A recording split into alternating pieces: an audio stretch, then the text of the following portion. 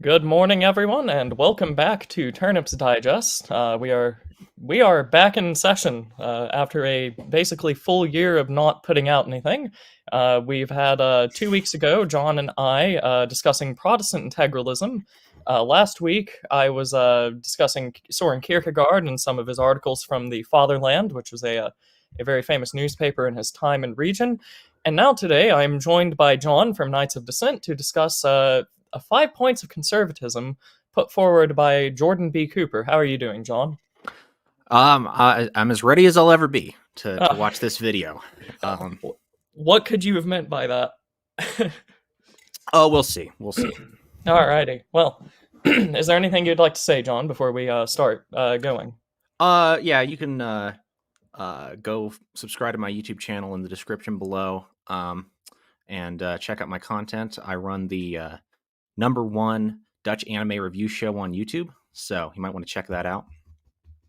I don't know if I can endorse the anime, but nonetheless, everyone should go check out your work. If anything that you do here is a semblance of the quality that you put out on your own channel. So, with that being said, are you ready to start, John? Because this is going to be quite the adventure, very similar to the integralism article. I'm ready. Just blow the trench whistle, and we'll charge right into this. Fantastic. So we're going to go to this fancy layout, and everyone brace yourself because this is going to be quite the ride.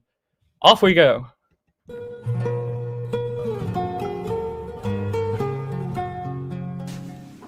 So I want to just answer a question that is posed a lot, and people have a lot of thoughts on, and that is, what exactly is a conservative? This may seem like it's something rather straightforward, because it's a term that people use all the time. People talk about conservatives and liberals, and we have various ideas of what that means, and we're very quick to put people in those categories. And sometimes it's like the first question you ask about somebody, and you want to know, do their values line up with mine? Are they conservative or are they a liberal? And if they're in one category or the other, we will say, well, I don't want anything to do with you, or let's be friends. So it's often like the first thing we think about with friendships or relationships. But at the same time, it's actually not that easy to define what those terms mean, because they are a little bit varied in how we think about them, and people use the terms in different ways. So I've used the phrase at numerous points now, that I am a conservative, and I've used this not even so much talking about politics, really, because my channel is not really about politics, but talking about my faith, a conservative Christian, meaning I conserve the faith. I'm consistent with the faith as developed within the Church Fathers and throughout the period of the Reformation. So already we have foreshadowing of things to come. I have a feeling that this conserving of the faith might be just as effective as the political conservation put forward by a lot of conservatives, but it's a bit unfair pausing already and sort of taking a pot shot. So unless you have anything there, John, I think that we'll just keep going. Nah, we'll just keep going. Yeah, alrighty. A little bit of foreshadowing for everyone there, though. And I've also used it with my approach to culture and society and philosophy. And so I want to answer the question that when I use that term, if I identify with that label, what do I mean when I call myself a conservative? It's important to distinguish between conservative as it is used in just current issues today. Say when you think about conservatism, people tend to think of, say, economics. Sometimes that's the top of the list. To be a conservative means that you believe in low taxes, say, or to be a conservative, it means that you have voted for this particular political candidate, or to be a conservative means that you believe that we should have a very large military budget. Or I mean, that's already quite a funny inaccuracy right there, that the conservatives are associated with a large military budget, considering that throughout the entirety of United States history, that has been a bipartisan consensus Yeah. across both sides, basically. It's only a very small minority of people on the other side, if you want to put it that way, that actually will advocate for lowering the military budget. And in fact, it's a very modern thing as well. And we'll be getting to this as we close out this video on conservatism with Cooper towards the end. We're going to be talking about liberal war hawks and former Trotskyites and how they affected the United States political development. But we'll get there in a moment. It sounded like you were going to start saying something, John. Yeah, I mean, we're going to see again that he is right in a sense. There is a perception that this is the case. It is the sort of it's an acceptable opinion to have that the Republicans are the party of big military spending. That's not really an accurate perception, but sure, yeah, that is a perception that people have. Right, and this is this might be where this video I think technically really starts to fall apart, is when you start looking at specifics. Are we talking about popular perception or what the ideology and history actually is? Or just like what the congressional voting record holds. What have people actually voted for? Yeah. So what we have as a difference here is what do people believe the ideology is, and what does it actually produce? Because those are going to be very different things, and you can look at them and critique them from both of those angles. But this is an opinion of mine. Hopefully, most people would share it. That if you're going to try to define something like a political ideology, you should be able to articulate both. What do they believe, and what do they actually result in? Yeah. So we will see if Cooper here actually can accomplish that. So we'll keep going. Or we have a certain foreign policy. Those are the things that often come to people's minds when you use the term conservative. But when I am using the term, and when I identify myself as a conservative, what I'm really saying is that I am a classical conservative. And when I say classical conservative, I'm really identifying myself with a particular strain of thought within conservatism that goes all the way back to Edmund Burke. And Edmund Burke, I'll be doing another video at some point on Edmund Burke, but he's considered the founder of modern conservatism.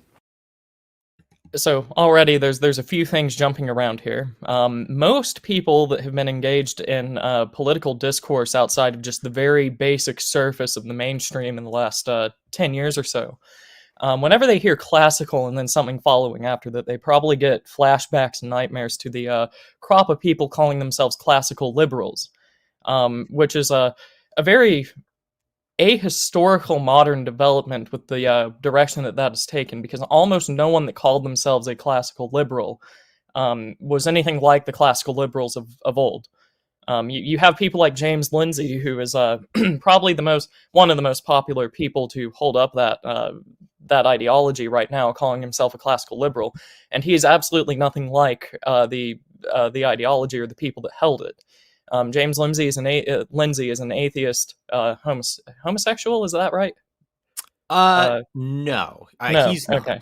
No. All right. Okay. He's an atheist, and he at least supports the public displays of homosexuality and all this other stuff. Very, very tolerant with his laws. Very much looks like a new liberal. Also, not really that robust on economics, production, development, and all this other stuff like classical liberals were. He probably supports way more state intervention into economics than anything like that. If you look back to actual classical liberals, they were caricatured as extreme Christians. Gladstone was lambasted by the British public because he wanted to Christianize Egypt. He was lambasting the Disraeli administration, which was a conservative administration. I'm sure Cooper, given his classical tendencies here, might know something about that. Gladstone was heavily lambasted for even suggesting that Egypt be Christianized, just because that was seen as an unrespectable, undiplomatic move that would make Britain look crazy on the world stage. That's one strand of classical liberalism, the Christian extremists. Another one were the classical liberals in American society that defended things like segregation, slavery, and whatever else. And this was not because they just hated everyone else that wasn't them, as so often gets put forward. But it's because there's a classical liberal ideology holds something about freedom of association, to where classical liberals, if they are being honest, come to the determination that people that freely associate should be able to segregate themselves away from other groups, however they define the other group. As we can see, nothing like modern day so-called classical liberals. Are we going to see something similar here with Jordan Cooper calling himself a classical conservative? Is he going to be anything like Edmund Burke or any of the other influences that he's about to list? Well, I also think the use of Burke is very interesting, and it reveals the starting point. It reveals where he's coming from. Because Burke, right? Wait, what party was Burke a member of? I Right. mean, He was the not only was he in the Whig Party, but Edmund Burke was the mentor of the most radical Whig politician to exist at the time of the French Revolution. He was the mentor of Charles James Fox, who was the leader of the so-called radical Whigs in coalition against the Whigs that allied with the more Tory members. This is the Charles James Fox that Burke eventually had to write against after mentoring him, because Fox supported the revolution in France, at the very least in its earliest stages. yeah, I That's mean, the result of Burke's mentoring. I wouldn't exactly call Burke, even in his day, a conservative, and I don't think he would have thought of himself even in the way we would think of a conservative, even in the most generous terms. I mean, um, he supported like Catholic toleration, which was not a particularly conservative opinion to have in Britain at the time. I mean, that was one of his main crusades. Not only did he support Catholic toleration, he supported like or at least partial emancipation. Yeah, which yeah, it's again, that's not really a conservative opinion to have at the time, especially considering the historical context of Britain. So it's interesting that he's picking Burke as a starting point for conservatism, and not reaching back further or even to other contemporary thinkers. Well, Um, he'll bring in a few contemporaries here in a no. I mean second. contemporaries of. I mean more Oh, right, conservative okay. contemporaries of Burke. But we'll continue and we'll see where he Well, goes with this one. but before we continue, just to add to that as well, most people, and I believe Cooper's going to mention this in a second, most people know Burke because of his reflections on the revolution in France. And that was Burke trying to sway the Whig Party away from sort of like Republican radicalism. Not that the Whigs were Republicans, but they were definitely trending in a radical direction. And then he published a tract immediately after that was authored in a third person anonymous style, where he was basically trying to critique the ideas of that Charles James Fox that I mentioned earlier, the leader of the radical Whigs. And this kind of worried Burke as he wrote it, and you can find this in some of his letters and correspondences, where he is basically worried, and the people around him are worried that he's going to be like excommunicated from Whiggery and all this other stuff. Not things that conservatives, you would think, or the founders of modern conservatism would be worried about. Why would you want to be associated with Whiggery, this very ultra progressive view that society and history is always trending upwards? This view that everything can just be relaxed in the social aspects progressively as people become more ready for it, as if human nature slowly just develops as millennia march onward. It's not very intuitive to draw that to conservatism, but many people do. So this is not a popular critique necessarily. Yeah. So I think we're ready to move on. Yes, indeed. British thinker, parliamentarian. And if you want to read some conservatives that I'm calling traditionalist conservatives or historic conservatism, classical conservatism, I would recommend three figures, and that's one is Edmund Burke, the second is Russell Kirk, and the third is Roger Scruton. So those are the more contemporary thinkers that he's going to draw on here. Russell Kirk is very popular in American conservatism, especially because he popularized the word, being associated with the movement, with his book, The Conservative Mind. However, if you actually read the things that Kirk was teaching at the time, he probably would not survive the modern day. He had some very uncomfortable views, probably even for Mr. Cooper here, about certain segments of society, be they women or how the different races were supposed to interact or whatever else. Yeah, I mean, the only thing I can say, I mean, I'm not as familiar with Kirk's work, but I will say for Scruton, you're looking there at someone who basically lived through the decline of Britain, Right. Yeah. and its ultimate complete annihilation. And I can't say that his worldview really had any compelling critiques or solutions for the way Britain was going in his lifetime. Right, and this is something that I noticed that a lot of very intellectual conservatives do in the modern day is that they will harp on beauty and aesthetic, but very very often they are not the people producing beauty and aesthetic. They aren't really influencing the people that do produce any sort of aesthetic at all. and they don't really articulate anything in concrete detail. It's been a while since I read through it, but Cooper himself does have a book on this. And I don't remember coming away thinking that I definitely know the way forward now as to what needs to happen. These people are very good at articulating things that might be missing now compared to history, but they will very rarely recommend anything that needs to be done in order to resurrect that. Yeah. So, ready to go? Yes. If you want to know ideologically, what do I mean when I say this? Those are really the individuals that I take primary influence from when I am using that particular terminology. So conservatism does not have a manifesto. There is no conservative manifesto I can point you to and say, well, all conservatives have this. There's no statement of faith of the conservative mindset. It's not considered an ideology, more so a temperament than anything else. So if we're thinking about conservatism and how to define it, authors who consider themselves conservatives have defined that term often with a number of tenets. So sometimes you'll say 5 tenets, 6 tenets, 10, an outline, kind of things that generally align with what they mean by that. So what I've done is I've formulated. Here, before we continue on, he's going to lay out his 5 points of conservatism for us, but I think I absolutely have to agree with him there that conservatism is a temperament. Yeah.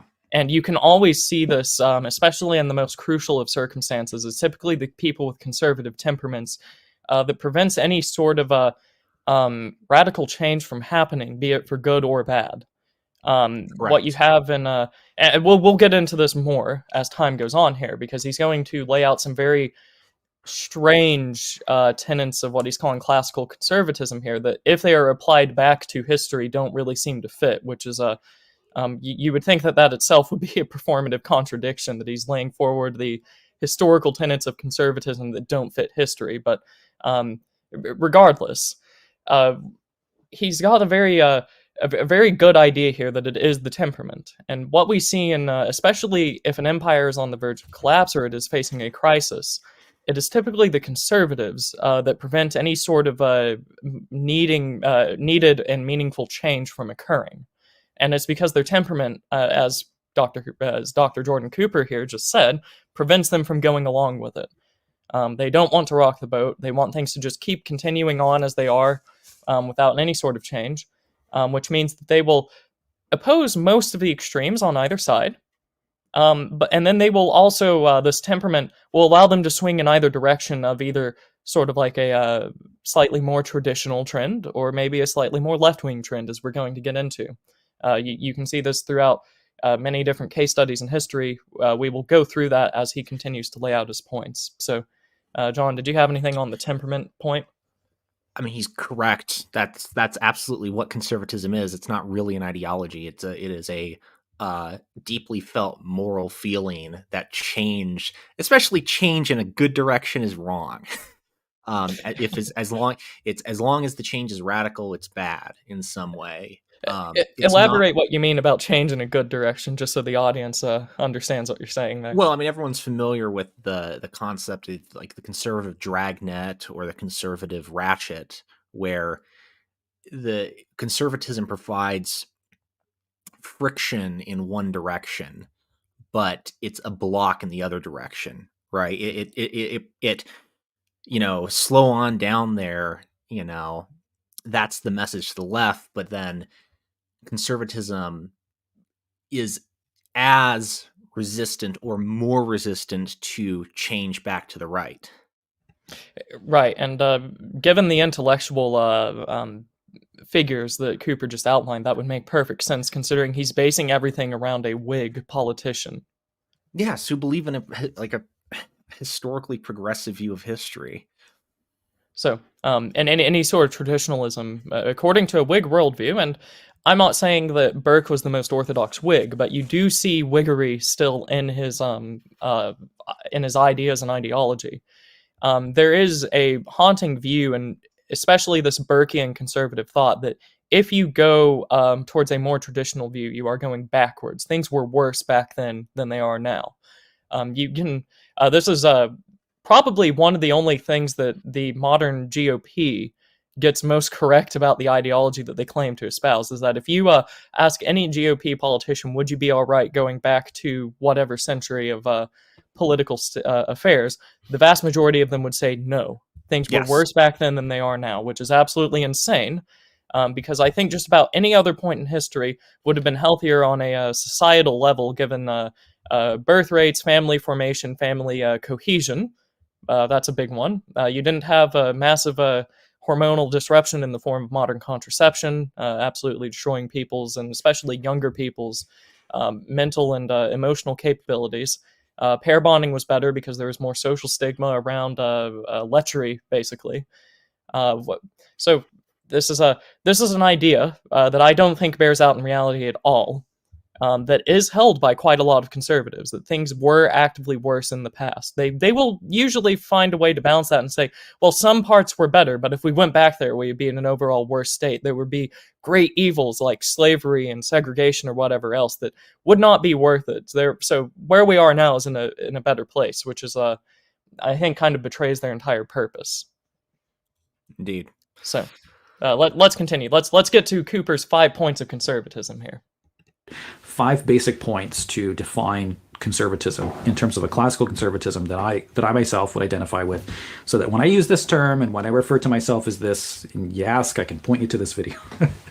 So what are those 5 points? Again, these are 5 points that I really find in those 3 figures that I had mentioned earlier. The first principle I'm outlining here is reform over revolution. And the development of the term conservative, or a divide between conservative and liberal, really developed with responses to the French Revolution. Now, you had 2 different very significant movements in the world happening at the same time that are often both referred to as revolutions, and that is the American Revolution and the French Revolution.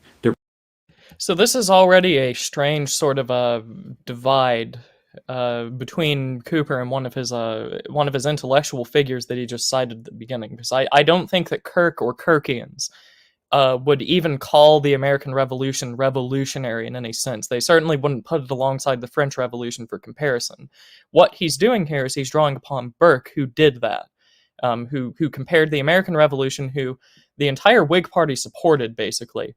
That one radical Whig leader that I mentioned earlier in the stream even came dressed to Parliament one day in like Continental Army colors, when he was still an influential leader in the Whig faction, basically.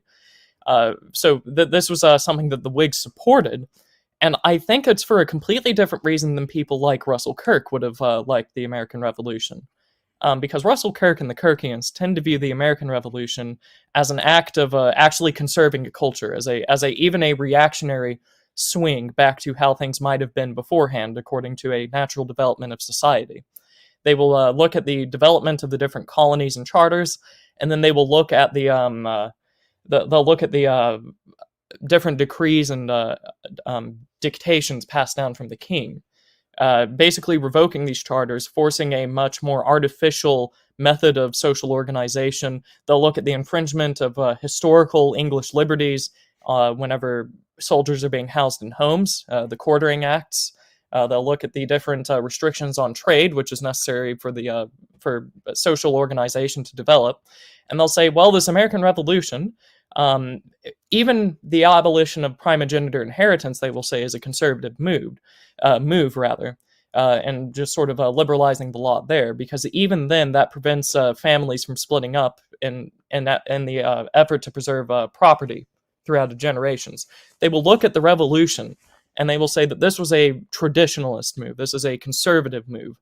It is hardly revolutionary, only in the sense that one political entity split away from the other one and violence and fancy rhetoric, basically. That's summarizing quite a lot there. But then when you look at France, it's completely the opposite. Burke supported the American Revolution, by contrast, because he viewed it as some sort of progressive move, which is the absolute opposite of basically what Kirk's entire worldview was surrounding the foundation of an American society. So you've got this tension between these people that are often held up as conservatives that would be very, very difficult to harmonize, unless you just pick and choose between either whichever ones suit your worldview the most. So that's all I was going to say there. He's drawing upon Burke here, so don't get the impression that he is using all three figures earlier from this video and saying this is what they all thought about the American Revolution. This is just Burke and a few of the more French classical liberals. Yeah, and I think we'll get to that. That'll become more clear in a minute. Right. So we'll continue. What does he have to say about reformism? Very different in ideology, very different in temperament, and very different in their relation to their inherited traditions and history. And the French Revolution was far more radical than the American Revolution. So see, look at how he's characterizing it there. He's already calling he's admitting there the American Revolution was radical, just not as radical as the French Revolution, which is the difference being a different of degree, not of kind. Right. So, and that's once again that's a very very stark divide here between the sort of Burkean Whig foundation and Russell Kirk, who we'll be going over a writer later in the stream that did not like Russell Kirk that much. I actually tend to enjoy his work, and I think I would agree with him that the American Revolution was not radical. It was very traditional, but we'll keep going. That's just an interesting thing to point out there, that he thinks that the revolution in America was itself radical. In some ways, the American Revolution was really more of a reform than a revolution in the most proper sense. So that's interesting, because usually when people, and he'll go on to say this, usually when people think of reform, they'll think of non-violent measures that incrementally change an institution or part of society to be more fitting to the needs at hand. I don't know that you could consider the American Revolution a reform at all, because it was quite famously violent. True.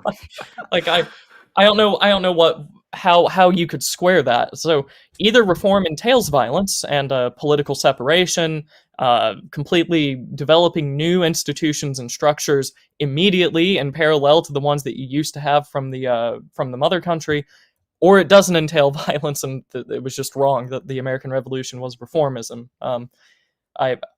Whichever way you go, it's going to complicate his later theories. So let's keep going, unless you have something to add, John. No, I'm good. Alrighty, let's keep going.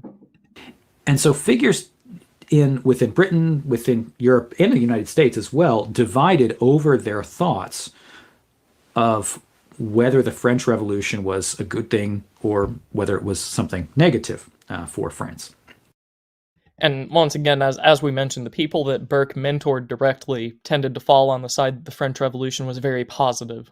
So that's once again an interesting fact there, and it might lead people to question if your main foundational leader of conservatism leads to people supporting the French Revolution once they start educating and mentoring them. Maybe something is wrong with the foundational ideology there if it leads to that. Just a thought, not necessarily a bold assertion that I'm willing to put up, mainly because I'm not as familiar with Burke's relation to Fox as I should be in order to make that claim. So we'll keep going. And those who were considered liberals, those who were on the left, this actually had to do with where people were actually literally sitting in the chamber. Those who supported the revolution were on the left, and those who were opposed to it sat on the right. So that's where the whole left-right thing comes from. So, that's and I don't not quite correct. Well, I mean, it is kind of correct, and this is the point that I'm wanting to make here. And I'm sorry that we're pausing every few seconds to go over this. It's there's quite a few giveaways here. If you wanted to look for the conservatives that wanted reform and not revolution in the French Parliament, they most certainly were not sitting to the right of the king from the king's perspective. They were sitting in the middle, because they wanted a compromise between the Ancien regime, the radical traditionalists, and the backwards reactionaries that would sit on the right, and a compromise between the more Jacobin associates that sat on the left. And what was it, the Mountain? I can't quite remember my French party factions at that point in time, but the very radical types that would sit on the left. I don't think the Jacobins were necessarily the only one, nor do I think they were fully formed by the time that the French assembly was being held. the reformists, who I think conservatism, as Cooper's going to define here, most fit, they sat in the middle. They were not going to sit with those backwards reactionaries and those corrupt autocrats from the Catholic Church on the right. Rather, they were just going to find a compromise because their sympathies lied with the people on the left. Yeah. I think that's quite a important thing to understand here as we keep going, because the way that he just articulated that would make you think that, oh, well, conservatives oppose revolution, therefore you would find the people most conservative in French society sitting on the right of the king, opposed to the revolutionaries, and they absolutely were not. They themselves, the traditionalists, were more than prepared to fight down the rabble and the mob, as they would throughout the Reign of Terror and the extermination of traditional Roman Catholics in France at the time, who were opposed to the constitutional clergy. Those were not reformists either. The reformists sat in the middle, and they lost perhaps the most out of any faction. They got almost none of their claims held within French society for longer than a few months. They got a constitution and a constitutional monarchy, I forget for how long, but it was until the king was beheaded. You can tell it wasn't for that long because most history books skip that section. Yeah. So, did you have something to add there, John? I do, but I'll add it when he's done with this point. Okay, all right, let's keep going then. But Edmund Burke was a figure who was very outspoken in his support of the American cause in many ways, but was very much opposed, in his most famous work, as a refutation of the French Revolution and the problems there. And within that, Burke develops a principle that I think has been shown to be prophetic, really, and just very true, which is that revolution is the enemy of reform, which says that solutions to societal issues that simply want to overthrow the past and start new will always fail, and they will end in tyranny. And just look at the French Revolution itself, which played that out. Burke has often been seen to be prophetic in what he saw was going to happen with the French Revolution, because what he said happened. But that's also the case with communist revolutions. And so the conservative says any communist revolution doesn't mean that there is no real oppression. It doesn't mean that there is that there are not injustices happening. But any response to injustice which just says overthrow the past and start new, it's always going to end in tyranny, and it has. So we've got a few things there, and I'm certain you're going to want to jump in here, but the one that I want to immediately outline is that there has not been a criteria set forth here as to what tyranny is. And that's quite an issue if you're defining an ideology, because how you define the ideology will necessarily inform how you define something like tyranny. Because here, Cooper is viewing tyranny as bad, which most people do, but most people have completely different definitions of it. Classical liberals viewed tyranny as an infringement on natural social organization and development. Anarchists viewed tyranny, classical anarchists, if you want to keep using the word, libertarian anarchists, viewed tyranny as just private property existing.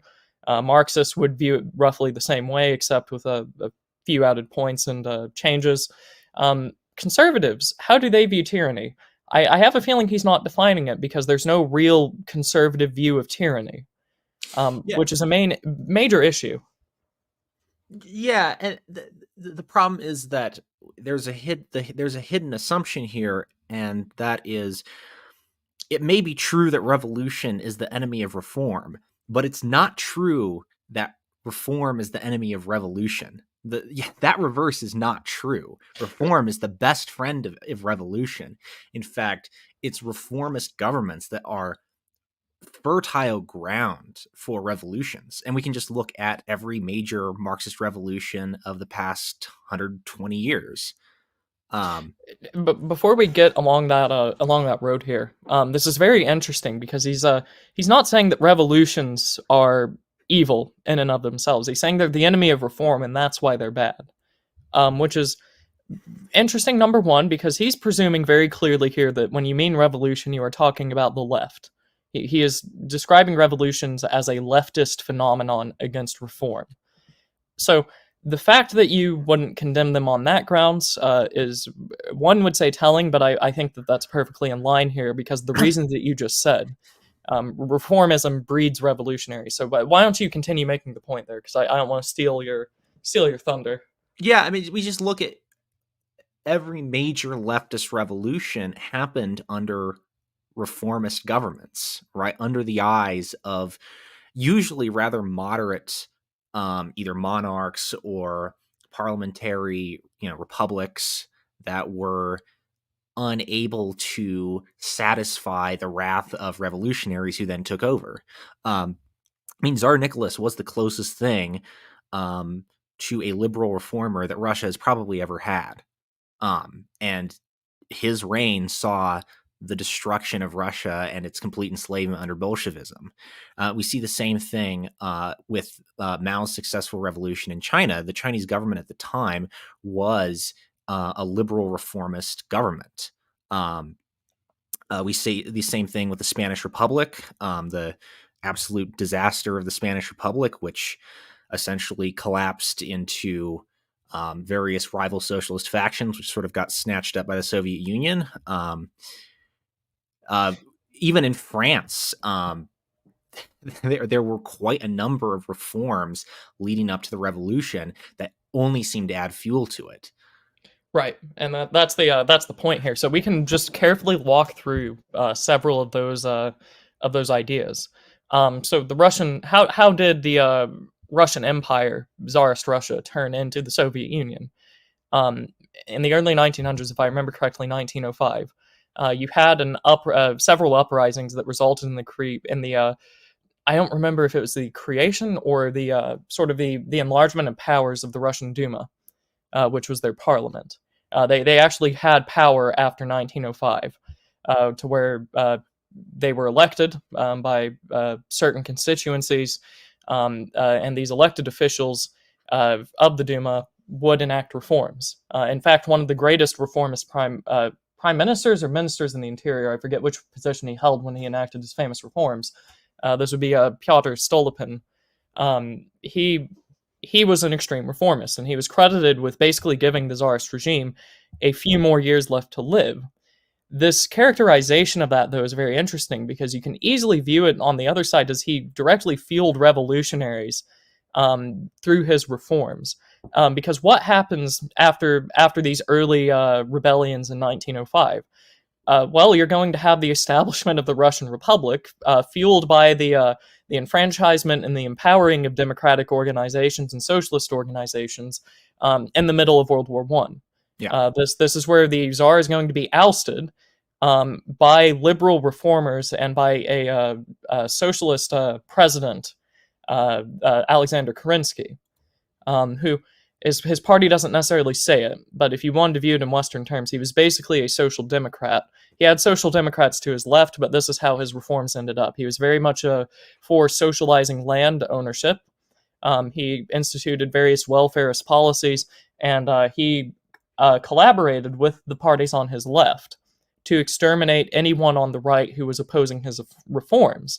And the idea of this was that if he could just get enough reforms through and fully democratize Russian society, there would be no more civil discontent. His rule would be secure, and his rule would be secure. There would be no civil discontent, and the war could be won, and Russia could just go into being a Western democratic power on par with the United Kingdom or France.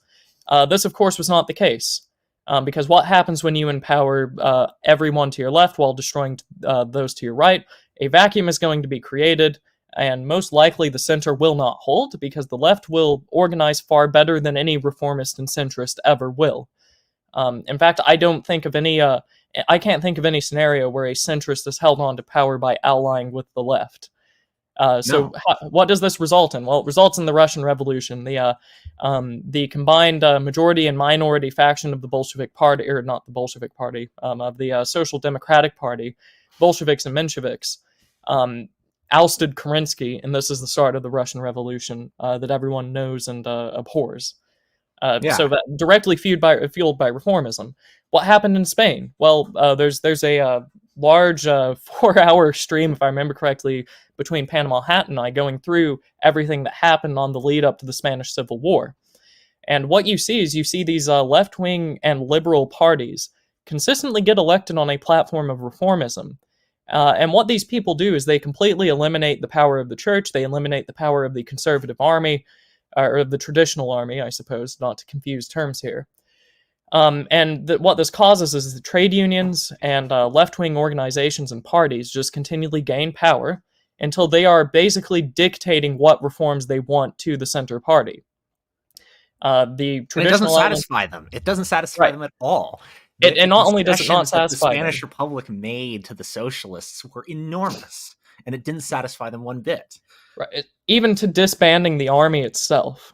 Like that was a reform that they passed through because the army was seen to be too traditional. Not only does it not satisfy the people to your left, it actively emboldens them. And this is the mistake that Otto von Bismarck made, a famous German conservative.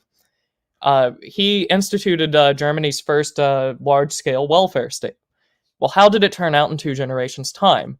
Well, I think we should why did he do that? Okay, sorry, I thought that was just a known fact. So, Otto von Bismarck quite famously instituted welfarist policies in the German Empire and in Prussia specifically, because he viewed it as undercutting the support of Marxists and of any other socialists. The idea was that if a conservative government or a liberal government, whichever one you want to go under, institutes major reforms like social welfare and state support for families and whatever else, revolutionaries will no longer have the base of support because people will be more content. They won't want to rise up against the government that just instituted welfare. But this is not what happened. Quite famously, Germany was ruled under the iron fist of the Social Democrats throughout most of the early 20th century in the German Empire and in the Weimar Republic. And by the time you get to the Weimar Republic, Prussia is flipped from perhaps the most conservative region in Germany, going off of electoral numbers, being the hotbed of German conservatism outside of Bavaria. It is flipped to the strongest social democratic stronghold, and in some places even surpassing the Rhineland, if I remember correctly, because of this welfarism. The left-wing parties just gain purchase whenever these policies are implemented, and they only cemented their reforms once they passed through universal suffrage.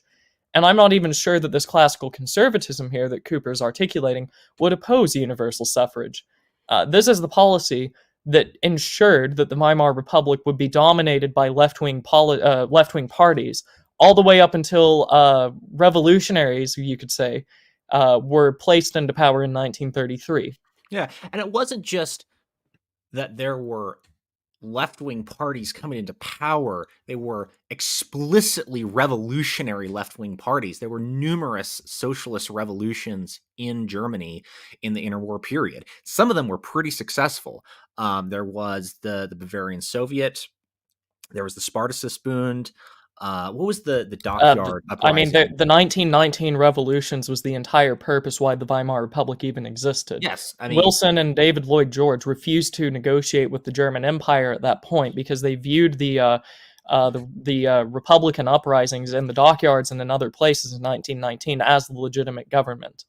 Yes, and the only way that the Weimar government was able to prevent its entire collapse was to bring in reactionary military elements to basically exterminate the revolutionaries. And what were those military elements called, Jonathan? Yeah, the Freikorps. Yes, the very liberal social democratic Freikorps. So you can tell by their slogans that they were reformists. I mean, even their flags, you can kind of tell that they probably weren't the most wholesome group of people, according to conservatives or even social democrats that ended up collaborating with them. The famous German skull and crossbones was popularized by them. Yes. Yeah. So, but this is interesting though.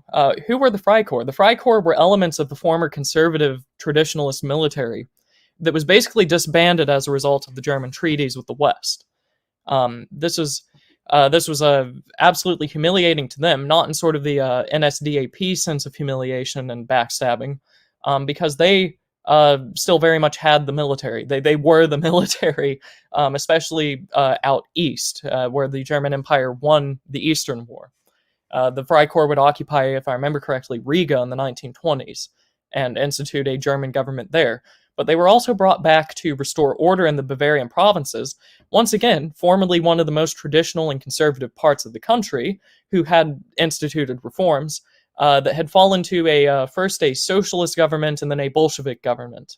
Yeah, that wanted to be incorporated into the Soviet Union.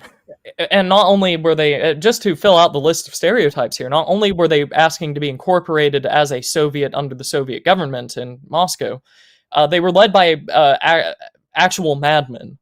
If I remember correctly, I think they had a schizophrenic as their foreign minister who tried to call the Pope several times, tried to call the various members of the Swiss assembly. He was an absolute madman. The economics minister, the finance minister, thought that if you just abolished money, then everything would, material shortages would solve themselves.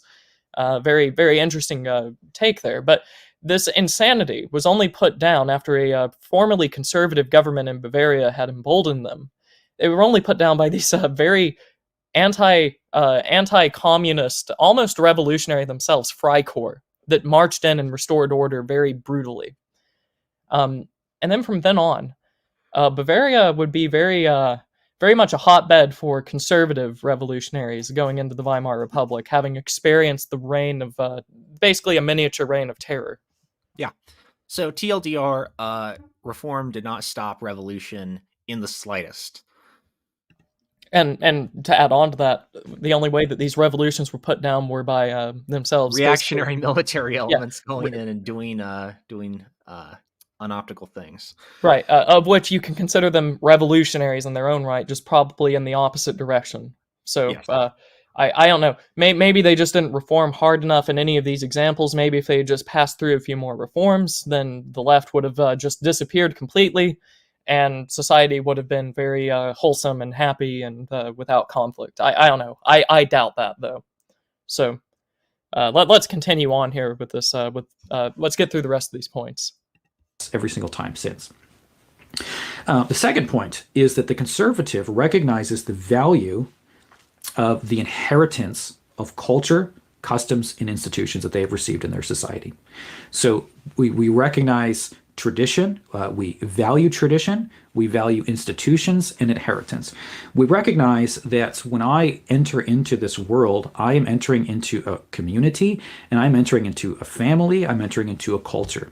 And these things were formed apart from me, and I am now part of their inheritance. I am part of a larger history. I'm part of a larger body, culture, family. And that means that I don't view this world as one that I just come into as an isolated individual with some kind of blank slate and I make it the way I want to be, and that I can overthrow the past. Now, I can't do anything just by myself because I am part of these institutions. They're part of my identity, which is not solely within my inner feelings or isolated rationality. So the conservative will see culture as something that is good. That does not mean that is not correctable. Edmund Burke. So, despite that very flowery prelude there as to what being in a culture and being in history actually entails, you're inheriting things that were passed down to you that you did not make. These people knew better. They had confronted the problems of which they solved, which resulted in these institutions forming, either naturally or explicitly, legislatively, whichever one you want to go down. And you don't really have the purchase to contradict those institutions because you didn't make them, you didn't see why they exist. They're very much valuable to your society. And then immediately after saying that, we get told that we can correct these institutions because there might be major issues with them. Just before we jump in here, one of the memes in the memory sense, the actual academic use of the word, not the funny images that you see online. One of the memes that I remember flowing around in the late 2010s, before the lockdowns and all that was instituted, was people finding out that all of these Old Testament prohibitions on certain actions, all of these old laws that used to exist in most Western countries that were abolished in the 1990s and 2000s, they may have been there for a reason. And the reason that people were realizing this was because this is when you started seeing massive amounts of sicknesses going around. This would include record rates of sexually transmitted infections and diseases. You started seeing the absolute collapse of society due to, or social society at the very least, that we're still undergoing due to the massive divorce rate. You see this with people complaining about boomers with their inheritance. There's no more social structures in place to ensure that you are working for your future generations and not just for your own selfish hedonism at the end of your life. So all of these things, people saw all of these problems, and then they started reading history books, reading commentaries on history, and realizing that there used to be structures and institutions in place that made sure that these bad things didn't happen anymore. And this is where you started seeing the strange phenomenon of secular people and atheists starting to sympathize with having scriptural prohibitions on certain actions or certain organizations within society, which is a far cry from the 1990s, where secular types and atheists were very much against anything that was tainted with the veneer of Holy Writ and Scripture. So this is something that I found very interesting. And then whenever we look at all of this, correcting the talk of correcting a culture where it has gone wrong, I have a feeling that this is very much overplayed by conservatives that buy into this line, and very much so Burke did. This was the whole idea of Burke's reforming institutions that no longer are fit for purpose within current society, within the present day. I have a feeling that this is overplayed quite drastically, because a lot of problems that these institutions and prohibitions solve go away because they are solved. And then when you correct these institutions to solve a much more minor problem in the present day, those much larger, older problems tend to come back with a vengeance, basically. So that's what I wanted to say there. Jonathan, did you have anything to add? No, I think you really nailed it there. All right. Well, that's just the first thoughts. Let's see if he elaborates here. Now that he's kind of taken a turn and said, but we can correct things. If you read about his history and his positions on various issues, was a reformer. He was very opposed to slavery. He was very opposed to imperialism in India. He referred to it as tyranny. So, to no one's shock at all, the Whig politician views these different things as evil. And this might be because he is not temperamentally a traditionalist. He will have these moral views that have been entirely fabricated at his point in time in the last century or so. Not fabricated as in they are lies necessarily, but they are certainly not historical. He has these moral and ethical views that he is then going to translate into political action, and that's going to include banning institutions like slavery and prohibiting imperialism into India under the guise that it's tyrannical. If one reads Burke, he is not taking the old, very, very old Roman Catholic view that slavery is wrong because it is against natural law and all this other stuff. He is taking a much more modern view that the institution itself is wrong because of this abstract principle of liberty and tyranny. Not liberty in the English sense that they have inherited it from their forefathers, quite opposite, because you're not dealing with Englishmen in slavery. So this is that's just one view here. And then something else that's interesting, and I have a feeling Cooper might agree with him there, is that imperialism into India was tyrannical. And this is where you get a real divide between Whiggery and this sort of emerging new liberalism as opposed to the more classical sense of it. And any sort of traditionalism or classical liberalism, both would be aligned on this issue. They would view imperialism into India as very beneficial, not just for the British, but also for the Indians themselves.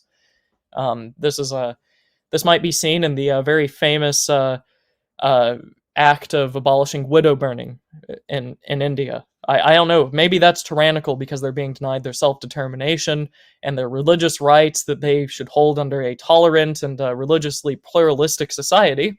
But I have a feeling that banning widow burning is not actually tyrannical if held up to any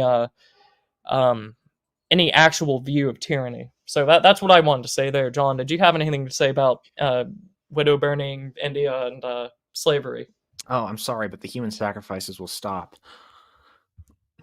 Very good. So, we'll continue there. But this is and once again, this is also strange. because this is very much a British idea that has been selected from Burke because it fits the current moral tone.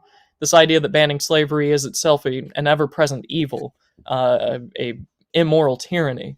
Because if you go over to the United States and our own separate political development from the Brits, the people that are arguing that slavery is an immoral institution and at any point that should be banned are abolitionists who are very heterodox in their Christian beliefs. They are sometimes even insane. They are certainly very peculiar, and no one really liked to be around them. They were seen as a nuisance. You sound like you were about to say something there. No, that's just true. Just look at the lives of the abolitionists.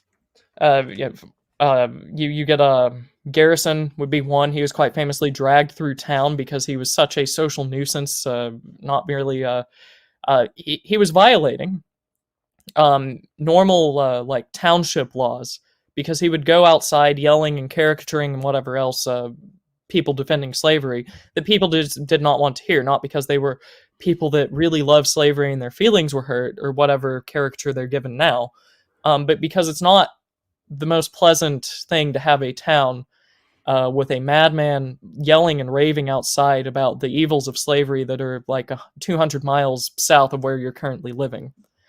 It's a very much a sort of telescopic philanthropy, if you want to put it that way. There's no sort of concern about the township itself. It's a distant moral crusade that must be fixed because of this ethereal thing of immorality that has descended upon the whole country because they're inside the political borders as the same people practicing slavery. It's very strange. The Presbyterians that were abolitionists tended to be vegetarians.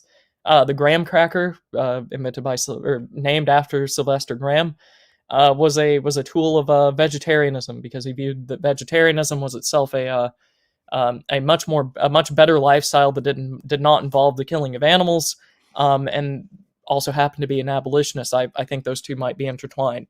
The Congregationalists, the radical Congregationalists in the North that were themselves abolitionists, were also the first ones to secularize their churches, basically a generation afterwards. So I don't know. This seems very British to draw Burke's opposition to slavery and then apply it to just conservatism as we have here in the United States, a separate entity and social order. Also, the thing that might be noted is that perhaps this is just being picked out because it's a very socially correct thing right now to have opposed slavery back then, which, you can make the claim. I'm not going to speak to it. But maybe that's why it's being picked out here. I don't think that it's he's mentioning that Burke opposed slavery because that's just some universally true conservative thing that can be applied back to the past as well. In America, the conservatives tended to care for slaves as their own, and you can see this especially. I had a stream with George Bagby quite recently at the Old Glory Club, where he was going through primary source documentation of what happened after emancipation for the blacks in the South. And what tended to happen is that they would try to rely on their former slave owners because they were the people that provided for them throughout the majority of their life. That is very paternalistically conservative, though I doubt Cooper would claim it because it might put a bad light on conservatism because it's slavery. You can make of all that information what you will, but it certainly poses a problem here. And once again, we haven't defined tyranny, which is the whole reason he's mentioning the opposition to these things. It would be good to define that word if one wanted to actually make a moral case for conservatism and against the things that these proto-conservatives, part of the Whig Party, opposed. So, ready to keep going? Yes, indeed. Which is kind of a bold thing to say, and he was very much a reformer, but he recognized that we don't reform outside of our institutions or our history or our culture. So this is an interesting claim. Okay, says the Lutheran. We're going to okay. We're going to let him explain his point here, but hopefully people can see kind of see why this might become an issue, especially as we're going to start talking about Eastern conservatism in places like the Russian Empire, Poland, even Sweden to a degree. So we'll let him play out here, but just keep those places in mind and see if this applies at all. We can reform things from within rather than overthrowing or seeing our inheritance as something that oppresses us. That we need to be these isolated, free individuals, and any kind of custom is holding me back and holding me down. And that's very much opposed to someone like a Thomas Paine and a lot of other Enlightenment thinkers. So Burke has been seen as kind of an anti-Enlightenment thinker, at least in some ways, though in other ways he's still consistent with some Enlightenment principles.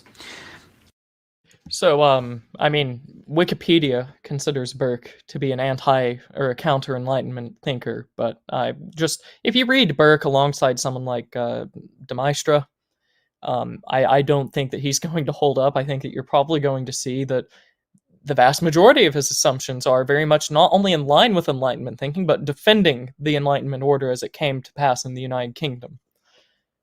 Yeah, so, I mean, you can't to say someone is anti-Enlightenment, you have to really compare it to people who are explicitly anti-Enlightenment, like, Haller, or Filmer, or Ledeen, where their entire thing is being anti-Enlightenment. Right, and this is a very strange framing as well, but conservatism kind of enables, where what is he comparing Burke to make him a counter-Enlightenment thinker and make him sound much more traditional than he actually is? Well, he's comparing him to the most staunch atheist revolutionaries like Thomas Paine, who himself, by the time of the French Revolution, had radicalized compared to the American Revolutionary part. But is Paine really the representation of Enlightenment thought? I wouldn't say so. No.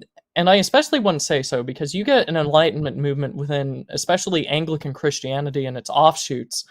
The Anglicans are quite ravaged by the Enlightenment. You get a new crop of people in the 1700s, far more different than you had in the 1600s during the various wars of religion.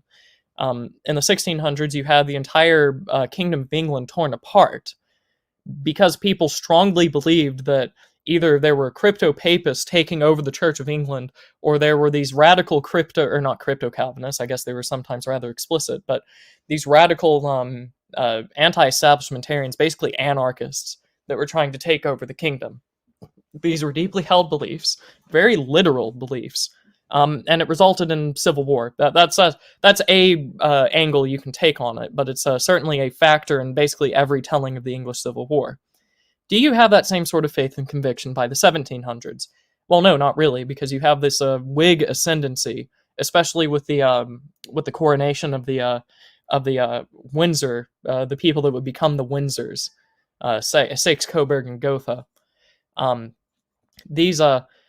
These monarchs were very much favors of Whig politics, very much in favor of Whig politics, rather. You don't really get the same sort of conviction that you had a century earlier. In the United States, you even get elements of Enlightenment thought that invade Christian political order. Whenever you read in your American history textbook about the Old Lights and the New Lights and the Congregationalist religious order in the Northeast, the New Lights are the people influenced kind of by the Enlightenment, and then the Old Lights are the old conservative traditional order that were not seen to be with the times.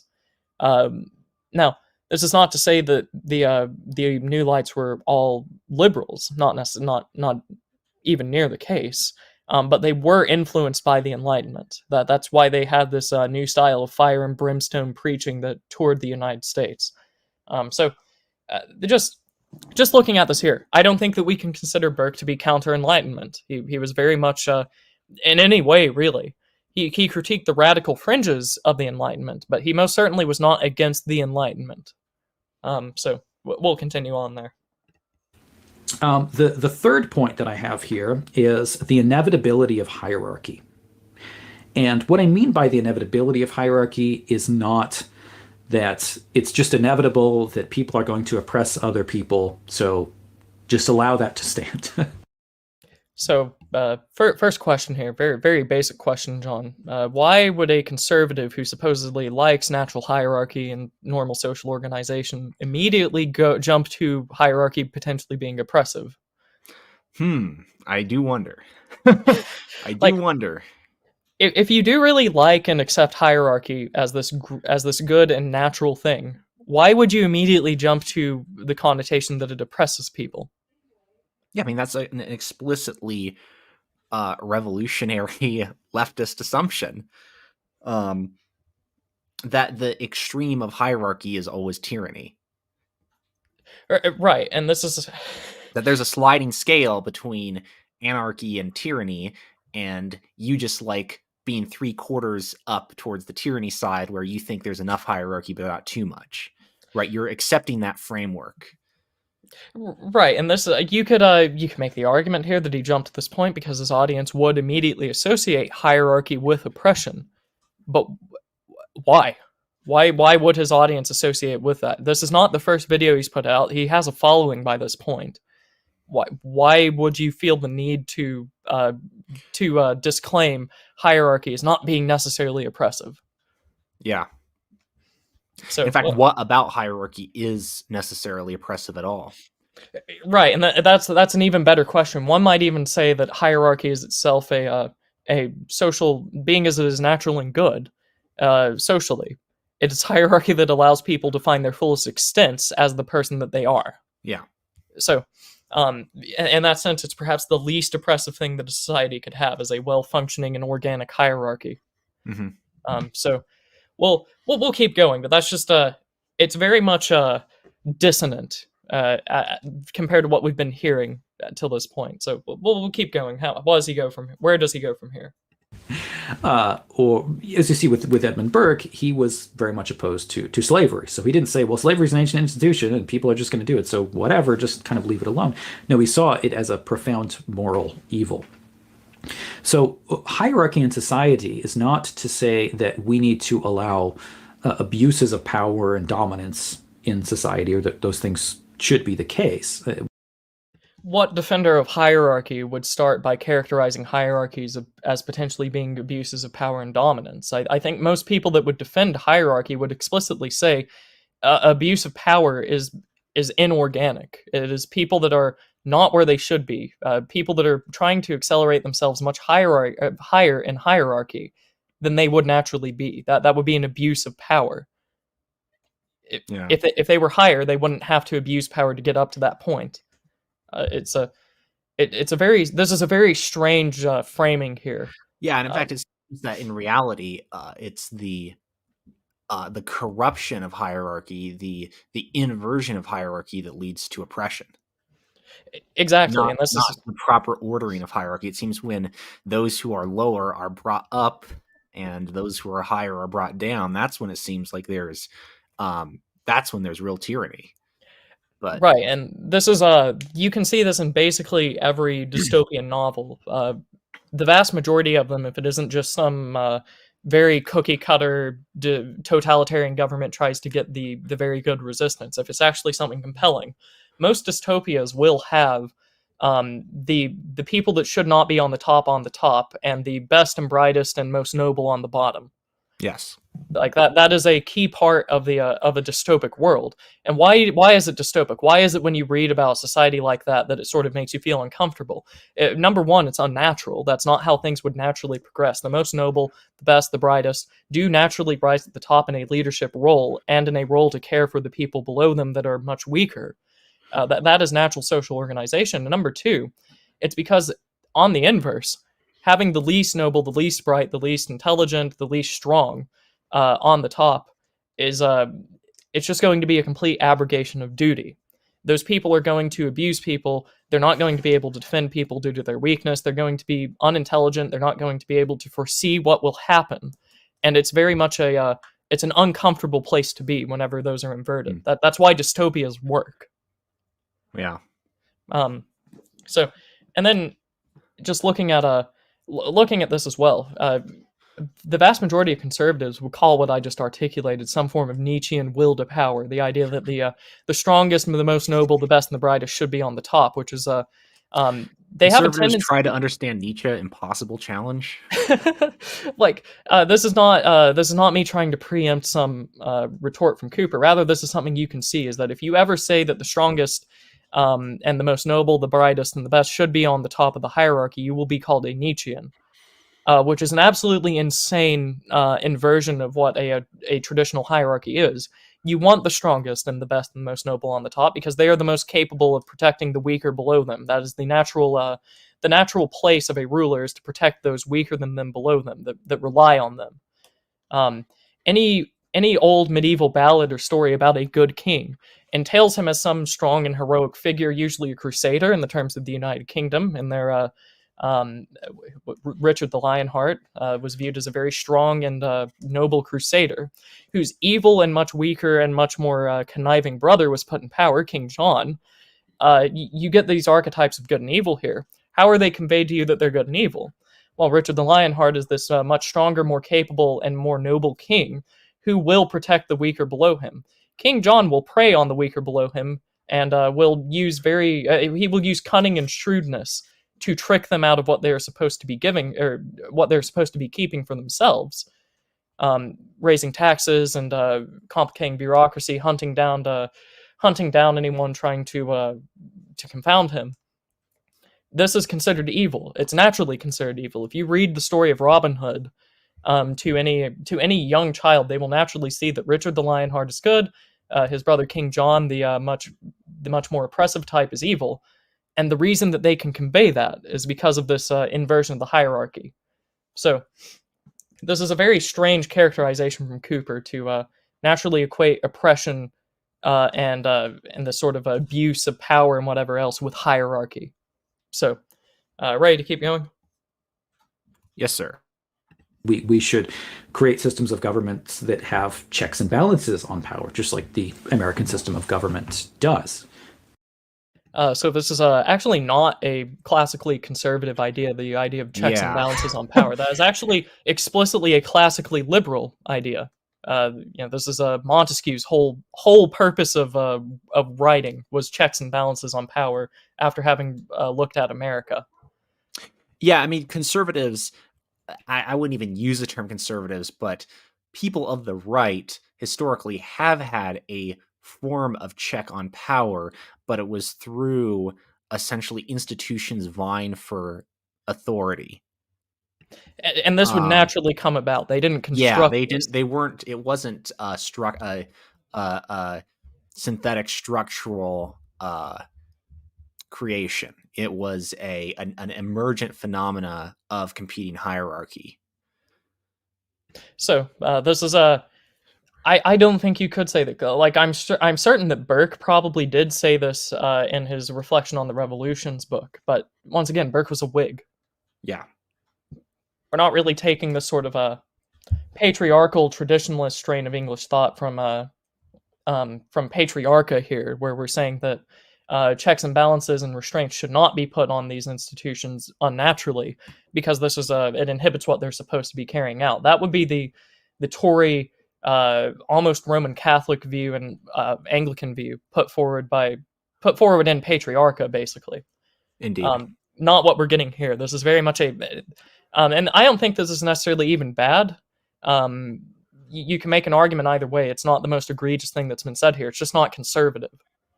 So we'll keep going. We can probably discuss that later. Do we always do it correctly? No, but that is why those things are there to stop kind of tyrannical power. However, we also have to recognize that people just work in certain vocations.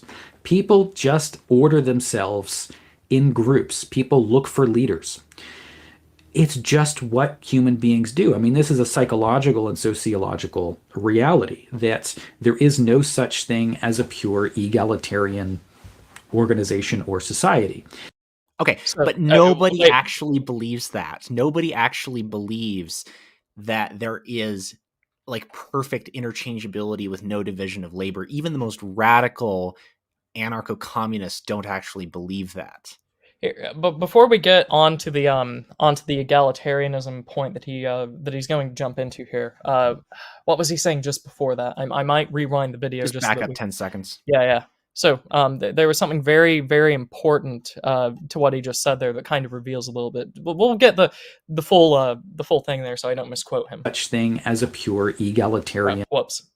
However, we also have to recognize that people just work in certain vocations. People just order themselves in groups. People look for leaders. It's just what human beings do. I mean, this is a psychological and sociological reality. Okay, so notice there how he appeals to psychology and sociology as the reason why people need leaders, and that's why we should have this philosophy that natural hierarchies should exist and that they're good. Um, why not appeal to the spiritual elements there? You can make quite a lot of arguments, and indeed, as a Lutheran, Cooper should be, that most governmental hierarchies and other social hierarchies outside the family stem from the family, which is itself a hierarchy with the father at the top, and then the mother below him, and then the children below both of them. That would be how you would spiritually justify the presence of good hierarchy in a society. Instead, what we get here is an appeal to psychology and sociology, which is I don't think a classical conservative would make that appeal. Maybe he is just making that appeal because it's what a modern audience would be most receptive to, and he's trying to convert people over to it. But I don't think this is actually defining conservatism. I think a conservative would look at the spiritual elements of a hierarchy and not the empirical results and tendencies of people searching for hierarchy. It's a very strange thing to me. So that's why I wanted to point out there before we got to the egalitarianism thing. Did you want to add something there? Oh, to the egalitarianism point? No, to the psychology and sociology point. Oh, yeah, it's just like those are the two of the squishiest of the soft sciences. I wouldn't base any of my worldview on them. Okay, all right, yeah, that's also a good point. All right, yeah. So let's just go back to the pure egalitarianism point. We'll go from there. That there is no such thing as a pure egalitarian organization or society. Even if you don't have formal names of leaders, someone will step up and take the place of leadership. Yeah, but yes, but that everybody knows that. And if you talk to left-wing anarchists, they will admit this.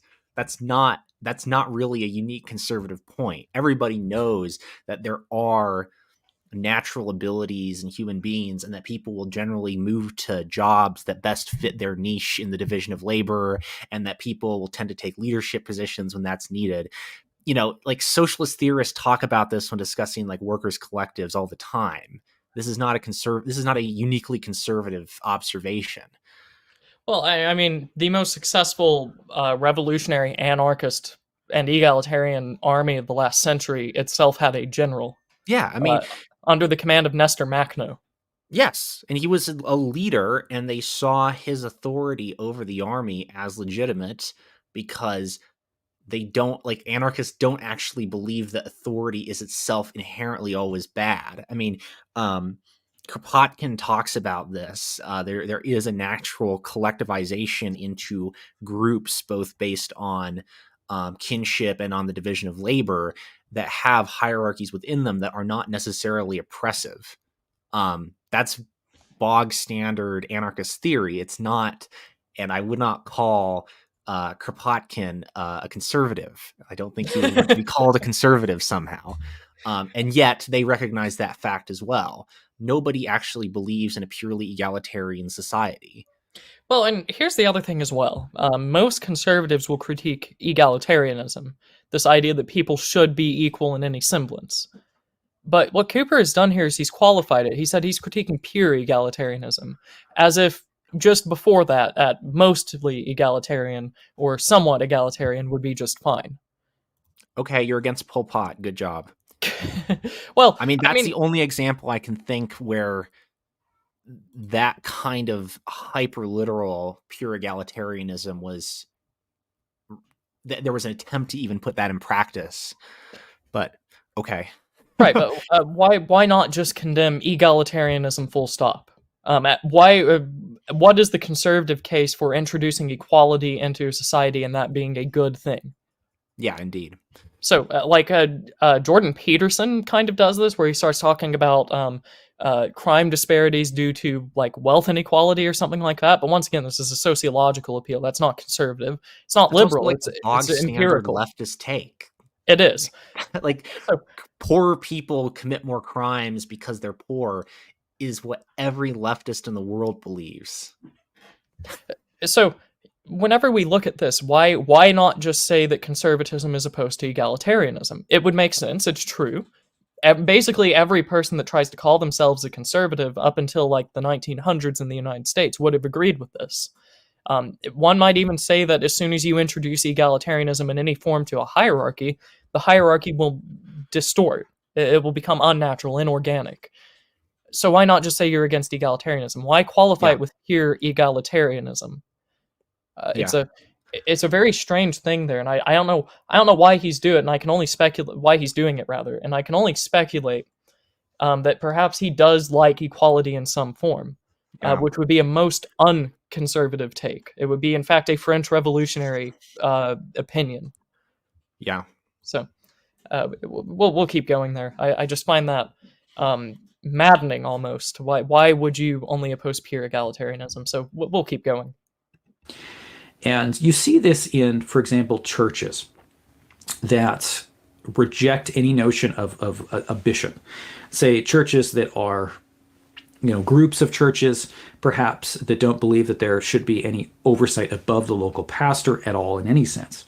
What you tend to see in those churches is every single time pastors start to look to one pastor or two pastors or however many pastors as the more influential ones. Maybe they have the biggest churches, maybe they have the most wisdom, and people start to follow them. And they become a kind of de facto bishop. You're just not acknowledging that you have a bishop, but they're really serving in the same function nonetheless. It's just the recognition that hierarchies exist. People do exist within different social structures of society. And the goal of forcing some kind of total egalitarian equality is not possible because it's not human nature. So notice we've kind of shifted from what most traditionalists and even conservatives would argue in that hierarchy rather is itself a good. It is positively good. It is not just something that exists. Cooper here, however, is arguing that hierarchy exists naturally and therefore shouldn't really be tampered with, at least not to total equality. Those are two different assertions. As you just heard from there with his church example, he's not defending necessarily that hierarchy is good. He is just saying that it's natural, which is a very much a strange way of defending a hierarchy if it's a core part of conservatism. Yeah, and I would say there's probably even better materialist defenses of hierarchy than what he's presenting. Right, and this is probably the most plausible case where you could say he's just trying to make an example to his audience, which would be mostly theology concerned and church polity concerned and all this other stuff. Sure, this is a point where I think that would be most plausible. It's just the point of his example there is not actually showing why hierarchy is good. He is just saying that it happens. Yeah. So and just so that we can clarify something here.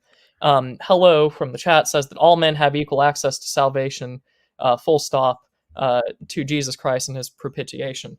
And the way that this is worded here kind of almost denies us any idea of a predestination. We lost Ryan. Hold on. We lost you for a second there. Okay. All right. So this... am I back? Yeah, you're back. Okay, all right. So this idea here that people have access to salvation is almost it's treating Christ and the gospel as if it's something that you go to, and you just access it on your own accord, which is not what certainly not what Scripture would defend. Like there are denominations out there that would say that that's how it is, but they're wrong. Yeah, I mean, there's a concept of election within most streams of Christianity that people take seriously. People have equal opportunity to repent and believe in Jesus Christ. Kind of, but not on an ontological level, not really. That's not really true. They're not everyone will have an equal opportunity to do that. That's really the point of election. So and this is the thing though. Is that typically how a conservative will defend equality and egalitarianism is that they will say that all people are equally sinful before God, which sure. I mean, yes, in a sense that they are all damnable, yes. Yeah, so they're all going to be damned to hell, therefore they are all equal, but this has absolutely no bearing on human society. That has everything to do with salvation, has everything to do with judgment and your eternal soul, but it does not actually have any influence on human interaction. because you are equally damnable as me does not mean that we can just eschew hierarchy. It does not mean that we can hold up egalitarianism or equality as a good principle. It also doesn't mean that my sins are going to have the same temporal consequences as yours. And that's something else that's especially being disregarded by Protestantism as well. Yeah, different sins have different and more extreme temporal consequences than others. So that's this is something that would be good to remember, is that this it's very much a liberal Protestant idea that all people are equally damnable. Therefore, everyone should be more equal than hierarchical. It's not good. You can see the fruits that it bears as well. We have been inching closer to a more egalitarian society as time has gone on, and I think that it's absolutely terrible. Yes. And you can see this in the basic will to propagate your society in the form of birth. It's absolutely collapsed. No one wants to actually propagate their society anymore. That might be an indication that perhaps egalitarianism is itself nihilistic and fatalistic. It's destructive. It's evil. This idea to come out of Protestantism, especially that all are equally damnable, therefore equality is itself it's a handmaiden to get to this egalitarian society. It's wrong. It's also just not a historic belief. I mean, that's not the concept of election is very strong in the Reformation. Well, I mean, you can, and you they're can read arguing scripture. against like scholastic, like late scholastics who believe in like Molinism and kind of woo-woo theories of human free will, and they're saying no, like there's like election is itself a purely divine act of divine decree. It's not a human choice. Well, you can get this from scripture as well. Where in scripture does anything argue for equality because all are equally damnable? There was someone that threw out the there is no Jew or Greek in the eyes of the Lord. But if you want to take that to its fullest conclusions, you can read out the rest of the verse. Does that also mean that there's no longer male nor female? This is an absolutely insane use of that verse from Galatians. It doesn't hold up. There's no point in scripture that argues that therefore, because all people are equally damnable, all people have sinned or were born in sin, therefore there should be equality. You can't actually reach that conclusion. So I just figured that might be good to address there. This is a form of arguing for egalitarianism that Cooper has not done here. I don't think he has actually done, but a lot of Protestants do believe in. Yeah, I don't think Cooper would agree with Chat on this. I think he believes in election. And I think Cooper might understand the implications of using that verse from Galatians as an argument for equality. Yeah. At least implicitly. I don't think he would be caught making that statement publicly, and I don't think he probably believes it privately either. So, all right, let's continue. Yeah. And it's not how we function. So again, this doesn't mean we don't fight against tyranny, but it's also a recognition that people are called to different things. Doesn't mean that the one who's in a political position of authority is somehow better than the one who's not. But we do need those structures. It's how we're organized. It's just how we live. So this is I would overall rank this, and I mean this in the most academic and non-emotional sense possible. This is a very weak defense of hierarchy. We need it, it provides for our needs, and therefore we just have to keep it. That's not telling me that hierarchies are good, which I think conservatism does argues that hierarchies are good. Yeah. So that's the end of point number 3. We'll go on to point number 4 unless you have something to add, Jonathan. No, I think I get where he's going with this. The next one, is it the human nature one is next? Yeah. We'll go on to that. The fourth point of conservatism that I'm outlining here is a belief in a universal human nature. And this is something you see with a lot of ideologies moving into the Enlightenment and past the Enlightenment. A lot of modern philosophy rejects a universal human nature. There is an argument that human nature is something that is defined perhaps just by social structures. So in a radical historicist approach, say, human nature changes depending on what era of society that we are living in. So, John, is that actually what historicists believe? I don't. That seems a little bit of a straw man. I'm no defender of historicism. I don't think that's quite what, especially the German historicists were arguing for. I take more issue with this use of the term human nature. I don't know if we want to go a little further to get a little more of his take on this, but I have a feeling that we're not going to agree with it. Yeah, and we'll go further. I just thought this is very interesting because there's quite a few groups that will strawman the historicists and say that they had basically the straw man is that the historicists believe that as you go to different cultures and societies, the very like laws of physics and human nature and economics and whatever else change as a result of the culture. And I don't quite think that's what they were articulating. I think that they were articulating that there would be minor differences brought about by culture that would influence those things, but not that everything itself would be changed. Yeah. But that's I'm like I said, like Jonathan, I'm no fan of the historicists either, nor have I spent a vast majority of my time reading historicists. So we'll continue to see what he teases out of this idea of universal human nature. Or human nature perhaps is defined by relations of power, or human nature is defined by your place in society or your relationships. But the point is, within those more progressive ideologies, there is no universal human nature as such. There is no universal human essence. And a conservative believes that there actually is such a thing as a human nature. And so here we have the roots of an understanding of human nature that is at least as old as Plato and Aristotle, and really goes back to the beginnings of the Old Testament, actually. Okay. Just before we nature jump in and here, essence are not the same thing.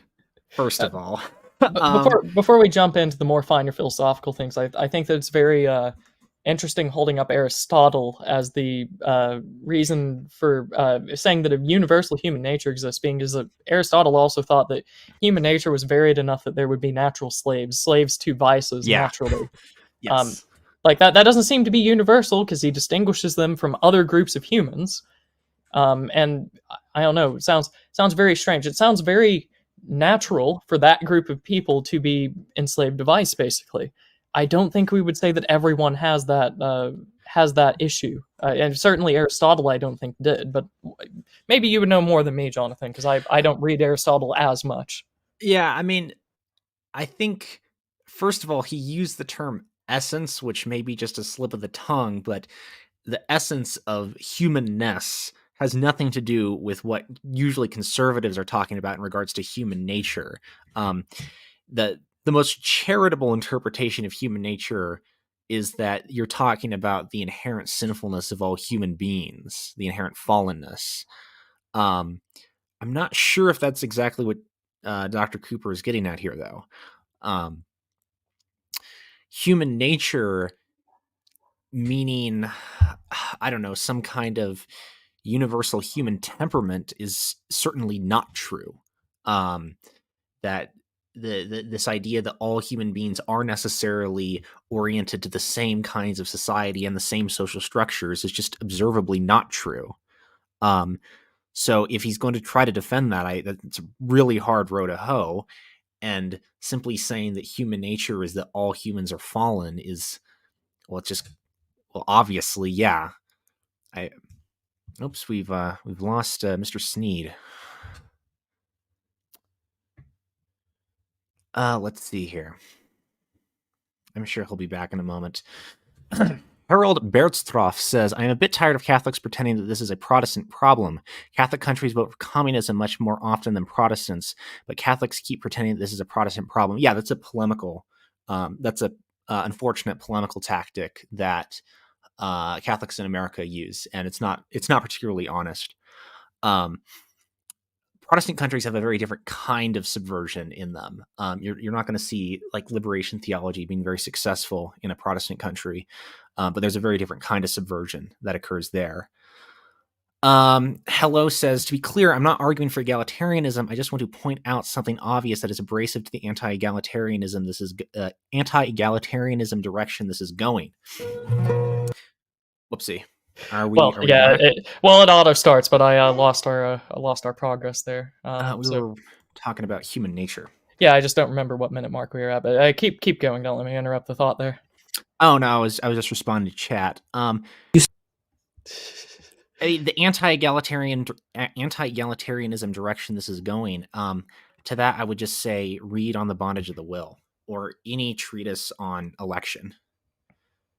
Alrighty. So, yeah, but so this this is very strange for an idea of universal human nature, as he is putting it, as he is positioning it, and we'll listen to the rest of this section once we find it again. But um, the basic summary here is that it's either going to be so basic and common that you can't really ascertain anything from this, or it's going to get something wrong. Is the basic idea here? Yeah. So, we'll let me see if we can find where we were. Do you remember about what minute mark we were at? I don't see the minute mark Oh, because you're fantastic. presenting it on your side. So Okay, all right. Well, let's that reject any notion of a bishop. Say churches we are that past this.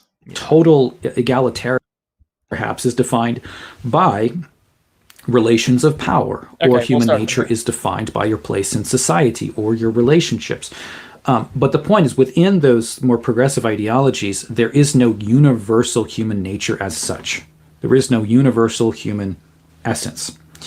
And a conservative believes that there actually is such a thing as a human nature. And so here we have the roots of an understanding of human nature that is at least as old as Plato and Aristotle, and really goes back to the beginnings of the Old Testament, actually, that there is a human nature. There is a thing that is created. There are certain things that humans do and are that are not just constituted by society itself.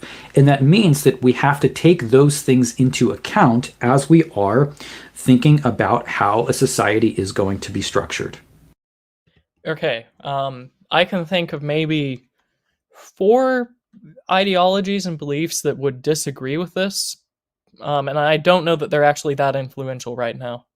Like I'm certain that he's probably making an argument here against woke liberalism or whatever else that basically thinks that you can redefine male and female and whatever else in relation to each other. But that's like one instance. I don't know that you would define conservatism against this very modern phenomenon. In fact, what you will see is you'll have multiple revolutionary movements that will actually contradict this revolutionary conservative movements, I should say, that contradict this tenet that he's saying. There would be a lot of more new right organizations, especially in the 1900s, that would disagree with this tenet, right or wrong. So I don't know that we're actually making a good definition of conservatism here if we are precluding those that would disagree with this. yeah, I would be interested to see. He says this comes from the beginning of the Old Testament. What exactly are you drawing from the beginning of the Old Testament? Because if you're drawing from the fall in Genesis, that is such a general statement of man's sinful nature that there's not very much you can extrapolate from that other than mankind is sinful. In fact, it's made very clear that mankind and womankind are not punished in the same way in their fallen nature. Exactly. So I don't quite see where he's going with this. This is just a belief that all Christians should at least have. It's not. I don't really see where he's going here. Well, and if you want a group of conservatives that were not revolutionary, just to take out the more unoptical ones, that would disagree with this point, assuming that Cooper is talking about here that all people are born sinful in the sort of original sin manner, and that also contradict the reforming within culture one, all you have to do is look at Eastern Orthodox conservatism. Yes, Stolypin, that I mentioned earlier, certainly did not reform within his culture. He tried to westernize Russia. And this was throughout a long chain of westernizers within Russian thought that found Eastern Russian culture to be too backwards and too unsavable, basically, to where they had to import a westernized strain of culture into Russian society. That's not reforming within culture, but I don't think that anyone would disagree if you characterize these Russian reformers as conservatives. They were trying to defend the Tsar, the monarchy, and the social structure by trying to make sure it didn't collapse in on itself. And secondly, they don't believe in original sin, or at least not in the way that's being articulated here. So no, they believe in ancestral sin, but it's a very different. That's a very different concept than the Western conception of original sin. So, what now? Is conservatism just this thing confined within Catholic and post-Catholic thought in the West? I mean, I would say even within like Northern European Catholic thought.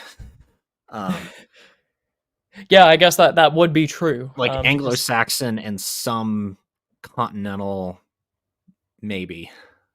yeah, especially because as you get closer to the Mediterranean, you don't really get conservatism. You just get reactionary traditionalism. Yeah. So I don't know. Maybe this is just a very particular ideology that is not itself universal, which would be very strange given the point that we have on the screen right now. But yeah. What now? How do we account for the East Yeah. with this idea? I don't think they would look at the beginning of the Bible and draw from that the same universal human nature that you are claiming is universal. No, they have more of a. They have this idea of like the soul, the body, the pneuma, the nous, and the sarx, right? The three-part, the will, the body, and the soul. The Eastern religions are very different in this regard, so I don't think they would really accept this framing. But I think we'll get more to that when we get into his objection to utopianism. All right, yeah, let's go then. That we cannot just, overthrow what is true of humanity. We cannot just overthrow what is true of our nature, because that's part of our constitution. And also, along with a universal human nature, conservatives believe in some kind of universal law, or what we usually refer to as a natural law. That there is a belief in a transcendent and unchanging law. There actually are moral values. Those moral values are ones that are true for all time. And society, if it is going to function properly, must align itself as best as possible to those transcendent natural laws. So I would actually agree here. It's just I would not use this to define conservatism against other things, or even use this as a selling point, because natural law is famously a very squishy justification for anything. Whenever you had the slavery debates in the United States, you had people arguing natural law on either side. The abolitionists would say that it was against natural law to have one person owned by another, and the people, the non-abolitionists, or the slavocrats, I guess would be the modern term for them, were arguing that it was perfectly natural, and that's the only way in which they could be defended from wherever they were from, and it was also the only way in which they could prosper was under slavery, and that was natural. That was the natural way of doing things. And to defend that, these typically Southerners would say this is how their own societies were structured naturally. So Yeah. I don't know that you can use this to make any definitive statement one way or the other. Liberals will use natural law, especially classical liberals. They will say that natural law entails property, life, and liberty, and that any infringement on those is an infringement on natural law and an infringement on organic social organization. I don't think conservatives would accept that, because that's not conservatism, life, liberty, and property. That's Locke. That is Lockean liberalism. So, yeah. all of these arguments can be made from a position of natural law. The only thing that you're precluding here, by including natural law in the definition of conservatism, is basically Marxism and utopianism. Those are the only two things you're really precluding. So, Indeed. Yeah, let's keep going. He's about to get into utopianism, which is going to be very fun. Rather than deciding to create its own systems of morality based on whatever a particular philosopher is saying at that point in time. And the fifth point that I have. Hold on. Just before we get to this fifth point, this seems to be exactly what's being done here with Burke. This is a philosopher from a specific point in time that we are accepting his morality as good. He is, as he mentioned, as Cooper mentioned earlier, Burke applied this new theory of ethics to slavery, to imperialism in India, and whatever else. And judging by the smile and enthusiasm with which he mentioned those things, I can only imagine that he agrees with Burke. But that's not traditional. That's not the traditional view, and he explicitly noted that to show that Burke was unique. Yeah. I don't know. This seems to be self-refuting, basically. So let's continue on to point 5, shall we? Here is realism. And what I mean by realism, not just metaphysical realism, though that would be true as well. But what I'm saying here is a rejection of utopianism. Realism in terms of a recognition that we are not dealing in the realm of the abstract when we're talking about how a culture or society functions. If you're talking about laws that should take place in a particular society, we need to deal with the situation of actually where we are, what's actually going to make a difference. And this principle is very clear in Edmund Burke, who spoke very strongly against a lot of Enlightenment thinkers who largely framed their perspective on politics within the realm of the metaphysical or abstract. And you see this, for example, with Immanuel Kant, with his idea of this League of Nations, or you see this with even like a Thomas Hobbes and John Locke, who largely formulate their political ideas within the context of what they describe as this kind of pure human nature, the state of nature apart from society. So they start with the abstract of, well, what is man apart from society? And then if we understand man as such apart from society, how can we then make laws or understand society in a way that makes sense? So that's not what the state of nature is, first off. Just clearing up a very basic issue here. Hobbes and Locke, when they were discussing the state of nature, and even Rousseau, they were discussing society not as like something that every human had, but specifically something that Europe had and that the old world tended to have. Whenever you had reports coming in from the New World of these savages that lived in mud huts forever, basically, and had only very, very basic social relationships, this can be seen as one step away from the state of nature. They are not saying that you can have a human that is perfectly isolated from society and then go from there. Rather, what they are saying is that at some point, when a civilization collapses, or whenever you come across savages in the New World or whatever else, they had to come from the state of nature at some point. They're not saying that this is something observable or whatever, but they're just saying that it had to have happened historically. And then understanding how this society then develops from the starting point, one can then understand the purposes of the institutions. So they're not taking some abstract principle. They genuinely believe that this state of nature did exist at some point. Correct. Yeah, it wasn't a thought experiment. There was a sincere belief that this was, I mean, within Locke, especially because he was a Christian. I mean, yeah, he believed that like there was an Edenic state of nature, and that same with Hobbes. Human will was, even though fallen, was oriented towards returning to that. Right. And then with Hobbes, you have the state of nature being absolutely chaotic, which leads to the emergence of warlords to keep order, which then turn into kingdoms and empires and parliaments and whatever else. Yeah. They aren't saying that we should base our existence around the state of nature. What they're saying is that, well, what do we live in today? Where did it come from? Locke says the state of nature was one that basically was the step before exchange. Hobbes says that the state of nature was one of absolute chaos.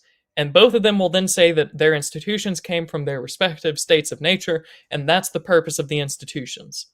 That's why they're so concerned with this. So with Locke, the state of nature is used to justify why exchange is necessary, why property is necessary.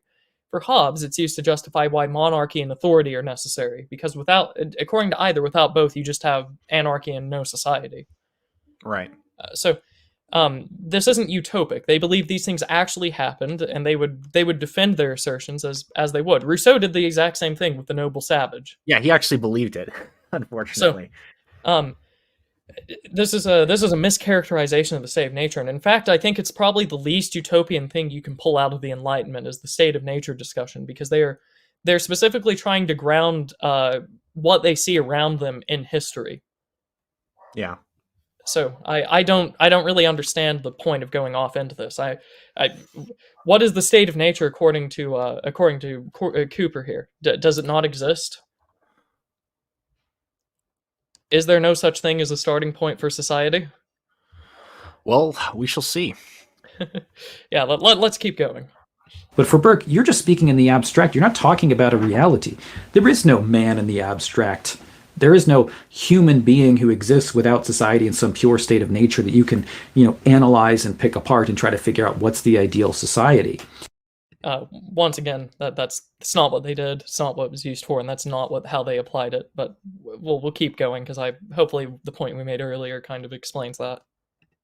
And this is the problem with systems like Marxism, is these systems are developed from a mere academic theoretical perspective, almost scientific. With Marxism, I mean, you see this explicitly, that Karl Marx is a scientific socialist, meaning that he believes in the inevitability of socialism as part of a broader naturalistic scientific system, that this was just how societies develop. And you're talking in the abstract. But the conservative says, no, we don't deal with utopianism. We don't deal in the abstract to say, how do we make the perfect society and then try to have some kind of revolution to bring the perfect society about? No, we are realists. So before we go on, because I think he tries to transition from the subject after that, there's a few things that are wrong here, and I think that it would be very embarrassing for a scholar to claim that Marx is utopic in his thought. Did we lose Mr. Sneed again? Oh no, we're back. Okay. Sorry. So did you hear it? I just said it would be embarrassing as a scholar to claim that Marx was utopic in his thought. That he wanted to bring about a utopia is a misreading.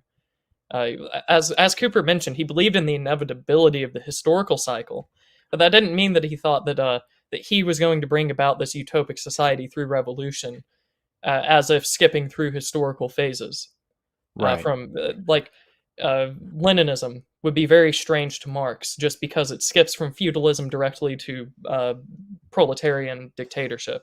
Yeah, and Marx sees that as like, Marx's whole point was that there was a necessary evolutionary process from, what was it, primitive society to slave society to feudal society to capitalist society, and then to socialist society, then to communist society, and just jumping steps there. I mean, he expected his revolution to occur within countries like France and Britain, which were already industrialized capitalist societies.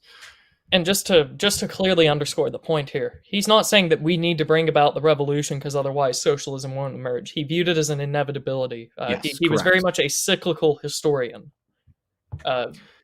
at the very least in the sense that societies can regress and progress.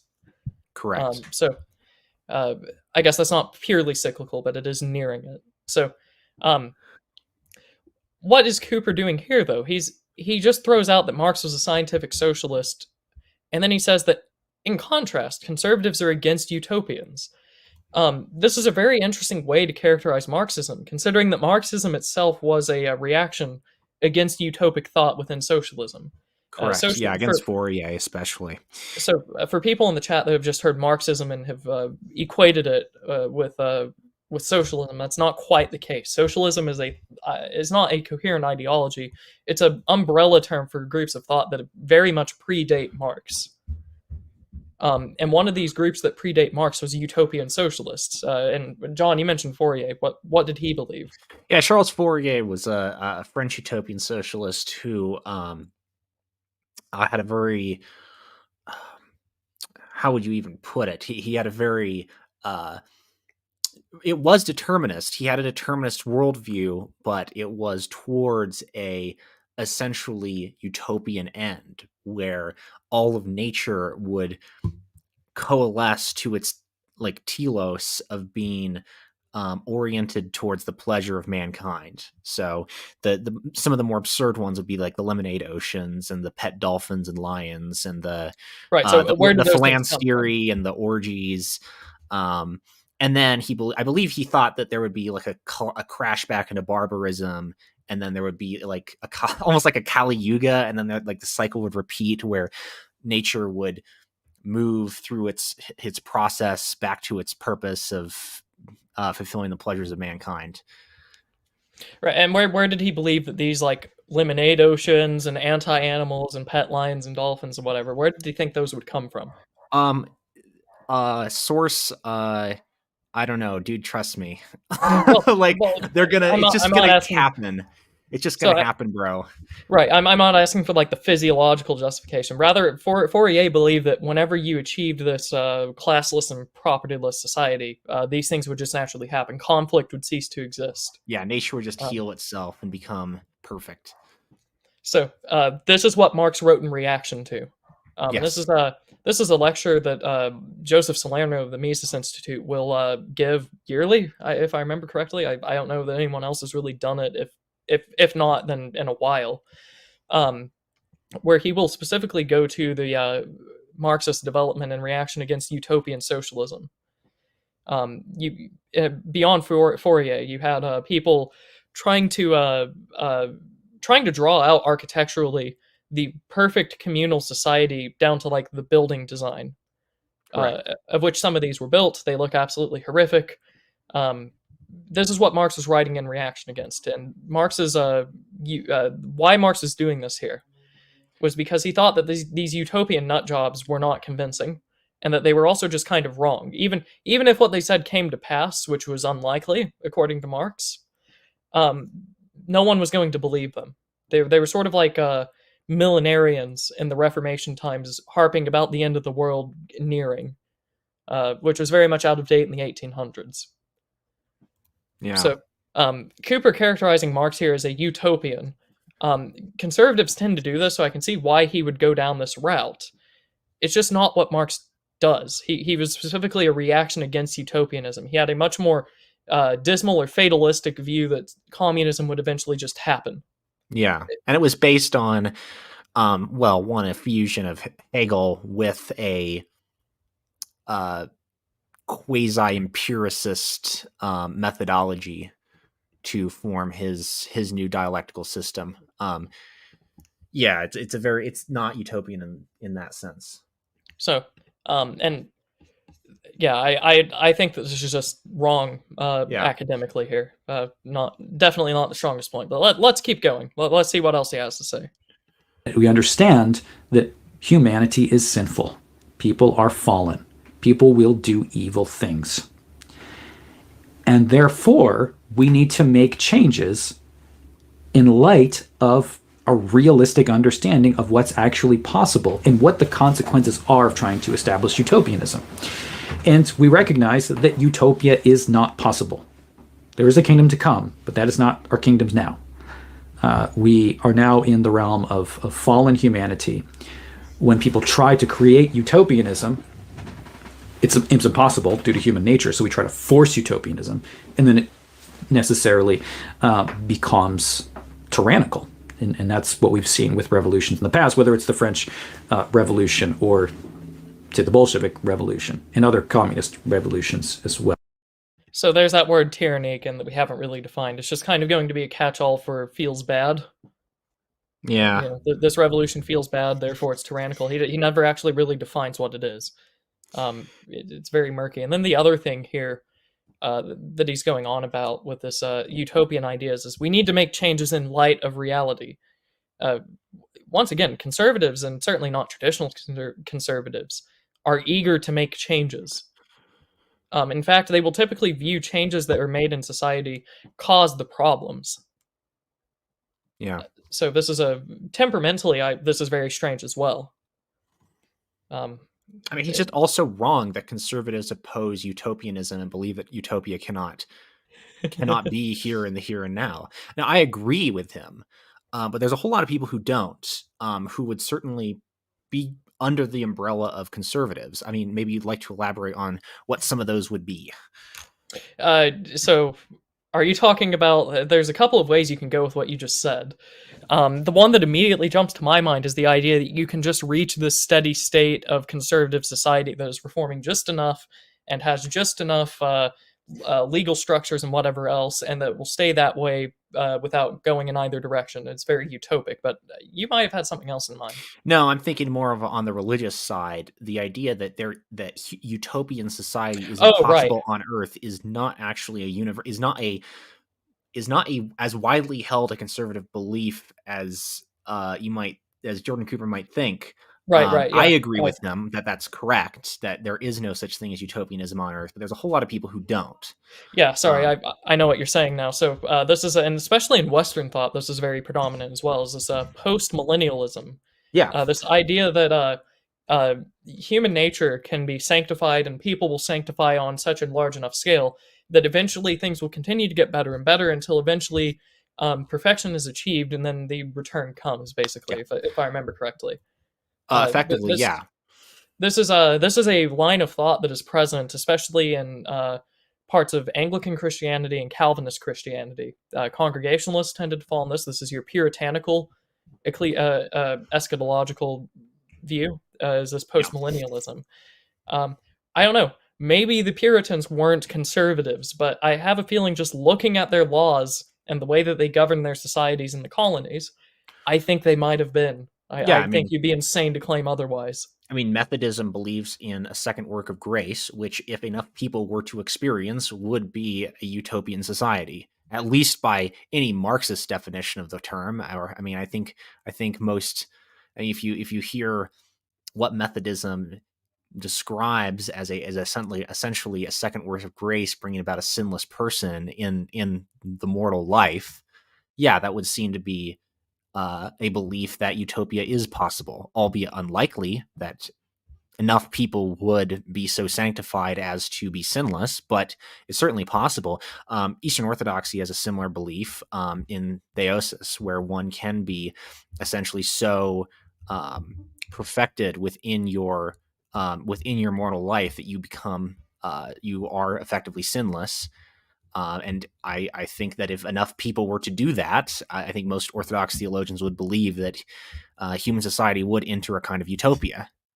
So I think in all, that's quite a number of people who don't agree with that assumption that utopia is impossible on Earth. Yeah, and what are they if not conservative or traditionalist?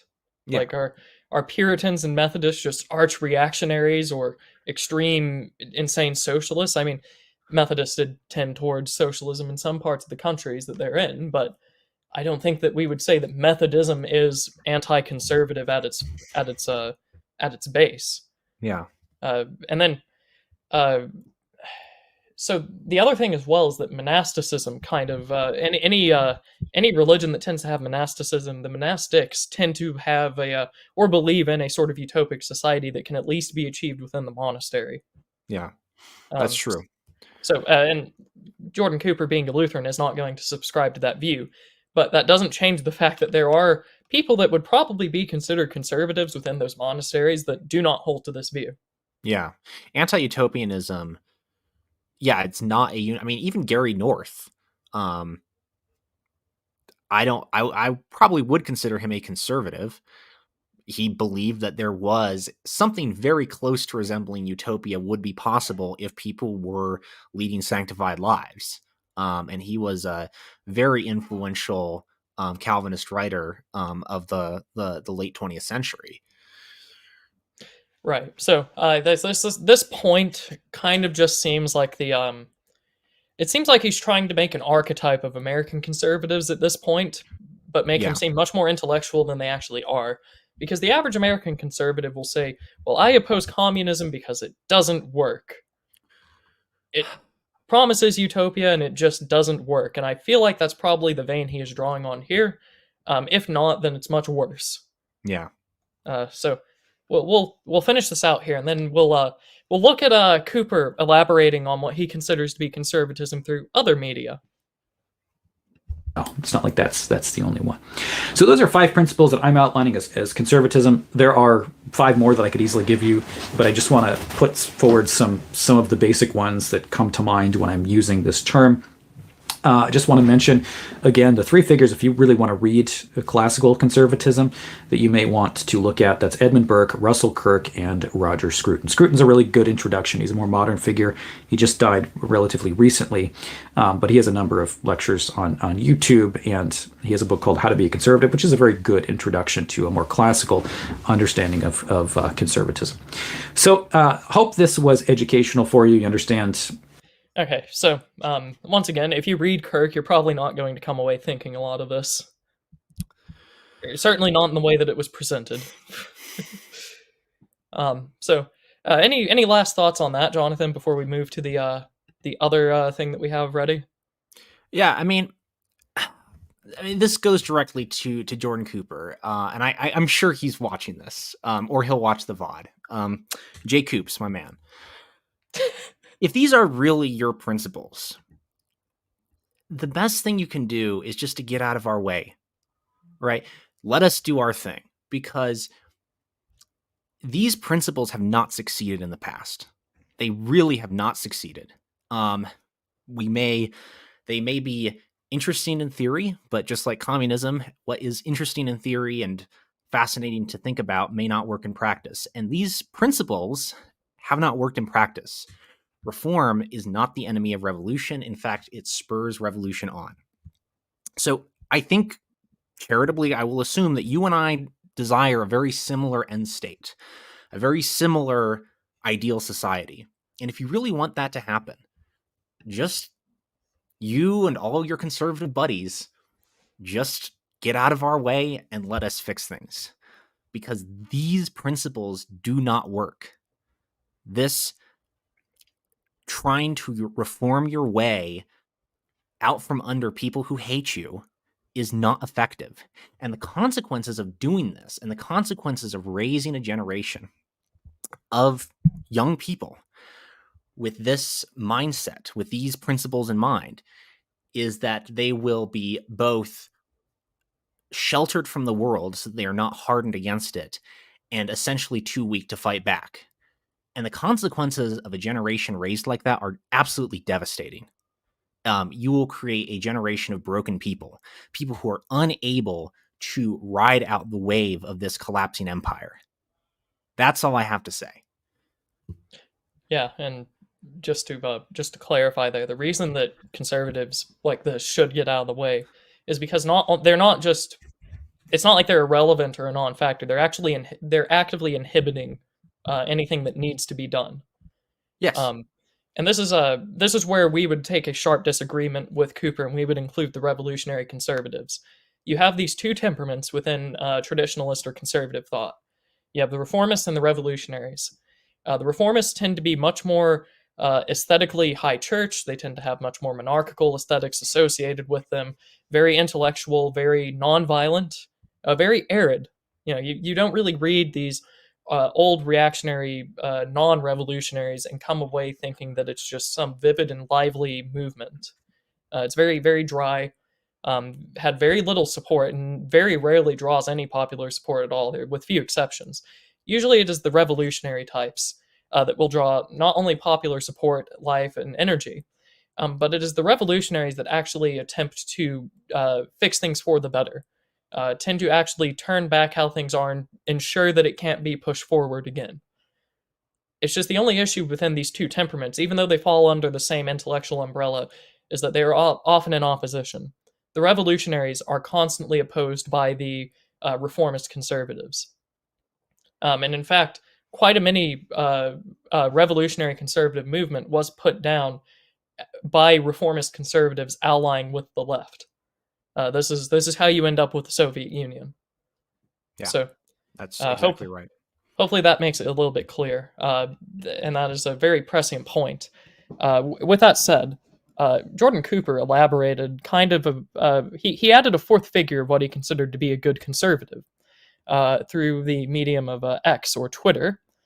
And let me just take the banner off the screen real quick so that we can see, and we will go back to the format that we were at. So this is Jordan Cooper kind of reacting to a segment between Dave Smith and Tucker Carlson. Dave Smith claims that Bill Buckley is one of the greatest villains of the 20th century. Tucker Carlson laughs and sort of bangs his fist on the table, and he says, "I couldn't agree more." Cooper and a lot of other Lutheran pastors sort of around him that orbit in his sphere have not really liked Tucker Carlson. They view him as crass, unrespectable. They view him as perhaps too reactionary, too right-wing, dangerous, and all these other things. So Carlson here, though, has just kind of given his large audience, very, very large audience, reason to dislike a previously untouchable conservative figure of the last century. And Cooper, upon seeing this, says, I don't pay enough attention to Tucker to know precisely what's going on here, but I can't imagine speaking that way about one of the most thoughtful and influential conservatives of the 20th century. Anyone care to give me some context? So, along that list of conservatives that Jordan Cooper was giving throughout his conservatism video, one might even be able to add Bill Buckley to that list, at least as he mentions here. One of the most thoughtful and influential conservatives of the 20th century. And that would place him right alongside someone like Roger Scruton with that time frame. This is very telling for people that don't already know a lot about Buckley. We'll get into some reasons here in a second, but John, I'm sure that you would probably be best equipped to give a prelude about what is Buckley's background. What did he do in summary? Well, I don't want to spoil it too much, but yeah, he was working for the CIA in Mexico City. And what was he doing? Well, it sounds like he was trying to subvert communist movements there, in order to further Western intelligence interests in Central America. Right before we started National Review, which is a very, very strange thing, and odd thing for a conservative to be involved with. And it's very strange as well, given that more artificial and potentially astroturfed background, that National Review would be the medium that propelled a gentleman named Ronald Reagan. Yeah, that communist actor guy. Uh-oh, looks like we lost Mr. Sneed again. One moment.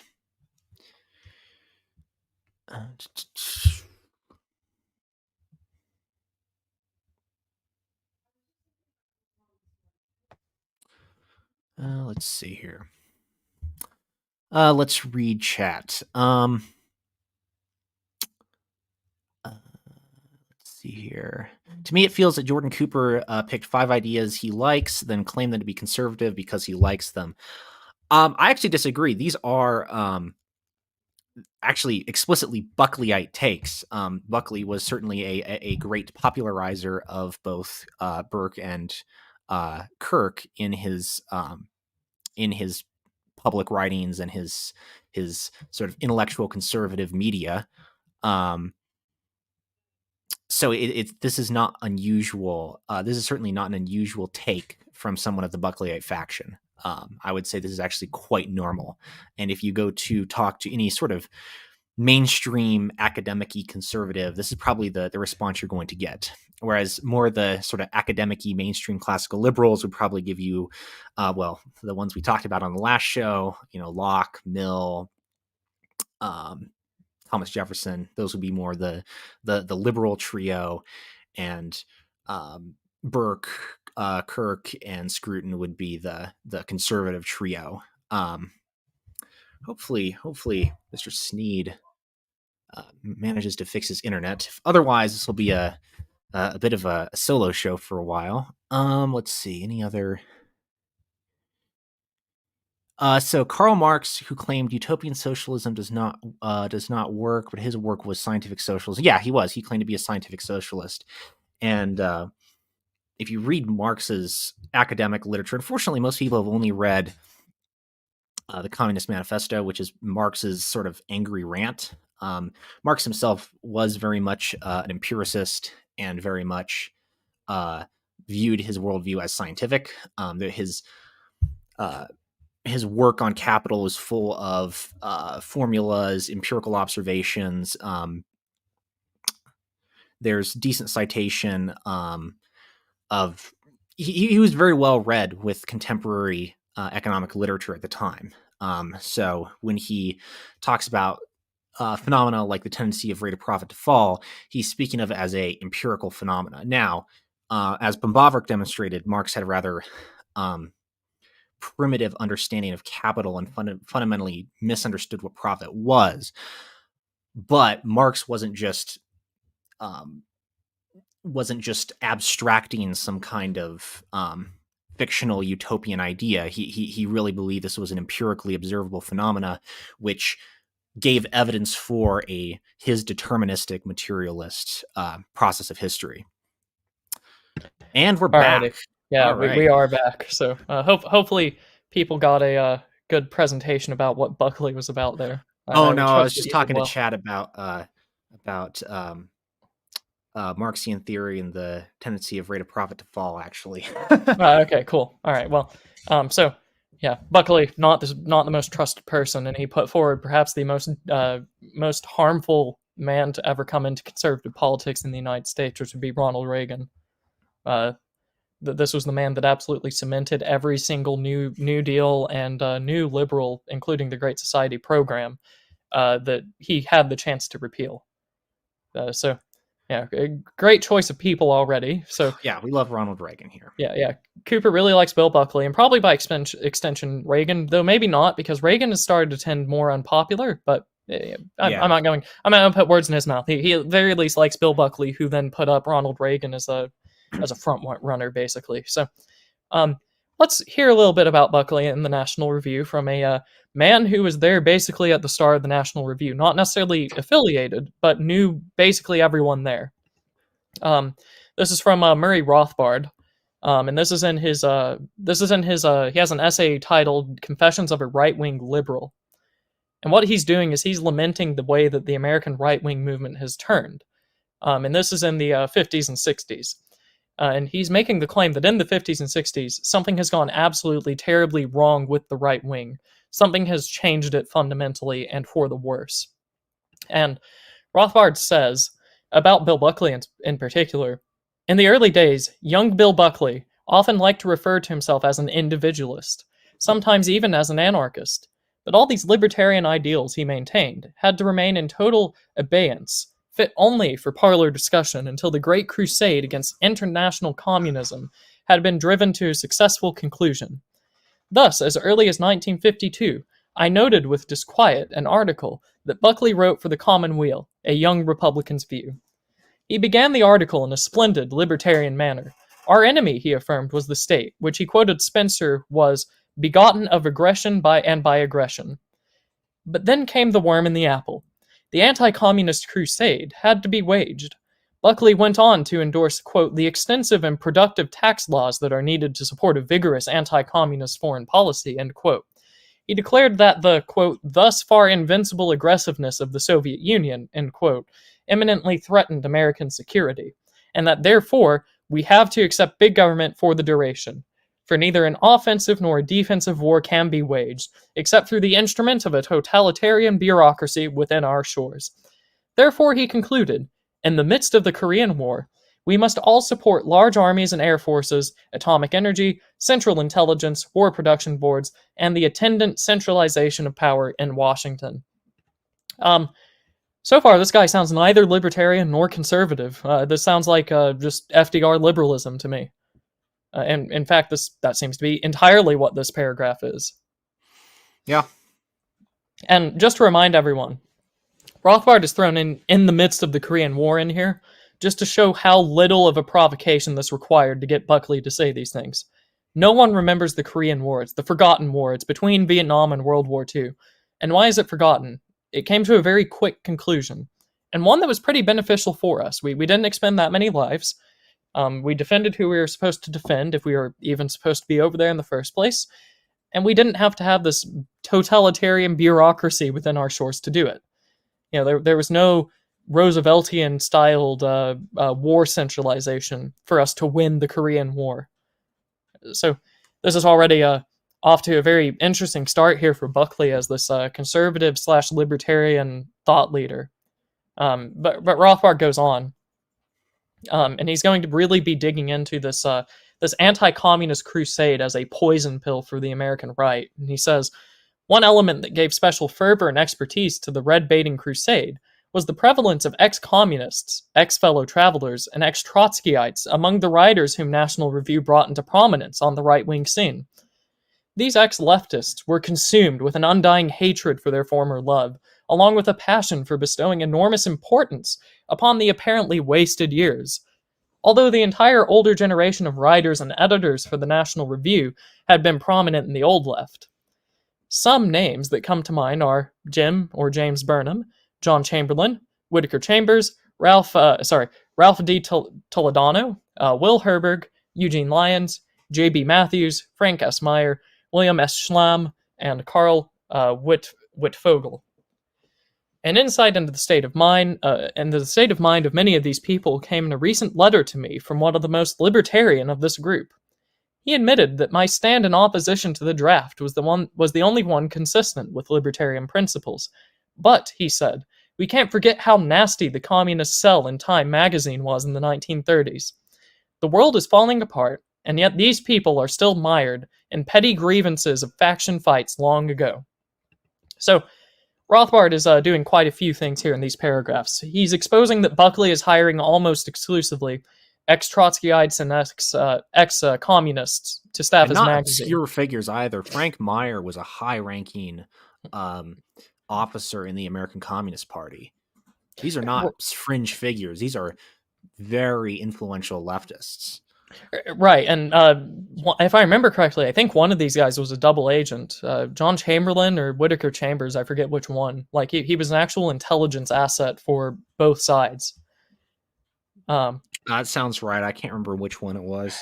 So, like, these are the people that Buckley is surrounding himself with because of this anti-communist crusade. These ex-Trotskyites are very much against the Soviet Union, and they are willing to moderate their views on social issues. Therefore, they are good right-wingers in the fight against communism. We just have to accept them on the right. This is the conservatism of Bill Buckley. So you can see now, it sounds counterintuitive to say, especially in the modern day, that having opposition to communism as your main principle is a poison pill for conservatism. That sounds counterintuitive. But when you look at what happened with the National Review and the broader American right, it makes perfect sense. Ex-Trotskyites are against communism. FDR New Liberals are against communism. All of these people will form a synthesis that will turn into modern American conservatism. And Rothbard called this as it was happening. This was written in the 60s, and he had been observing it, as he mentions here, since the 50s. So this is very much prophetic.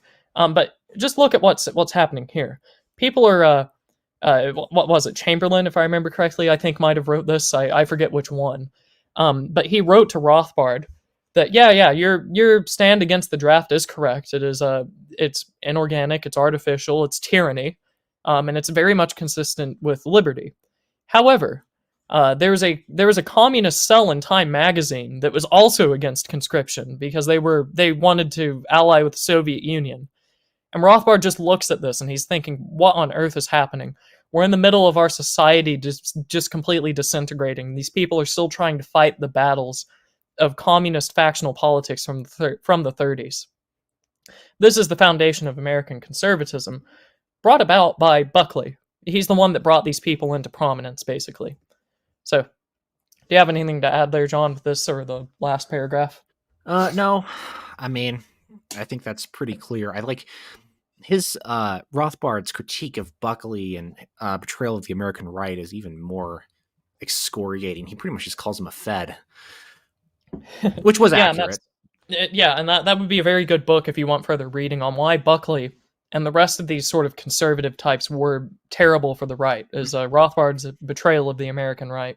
I mean, it's not even like I talked to people who lived through this. It was Buckley was the gatekeeper of the right.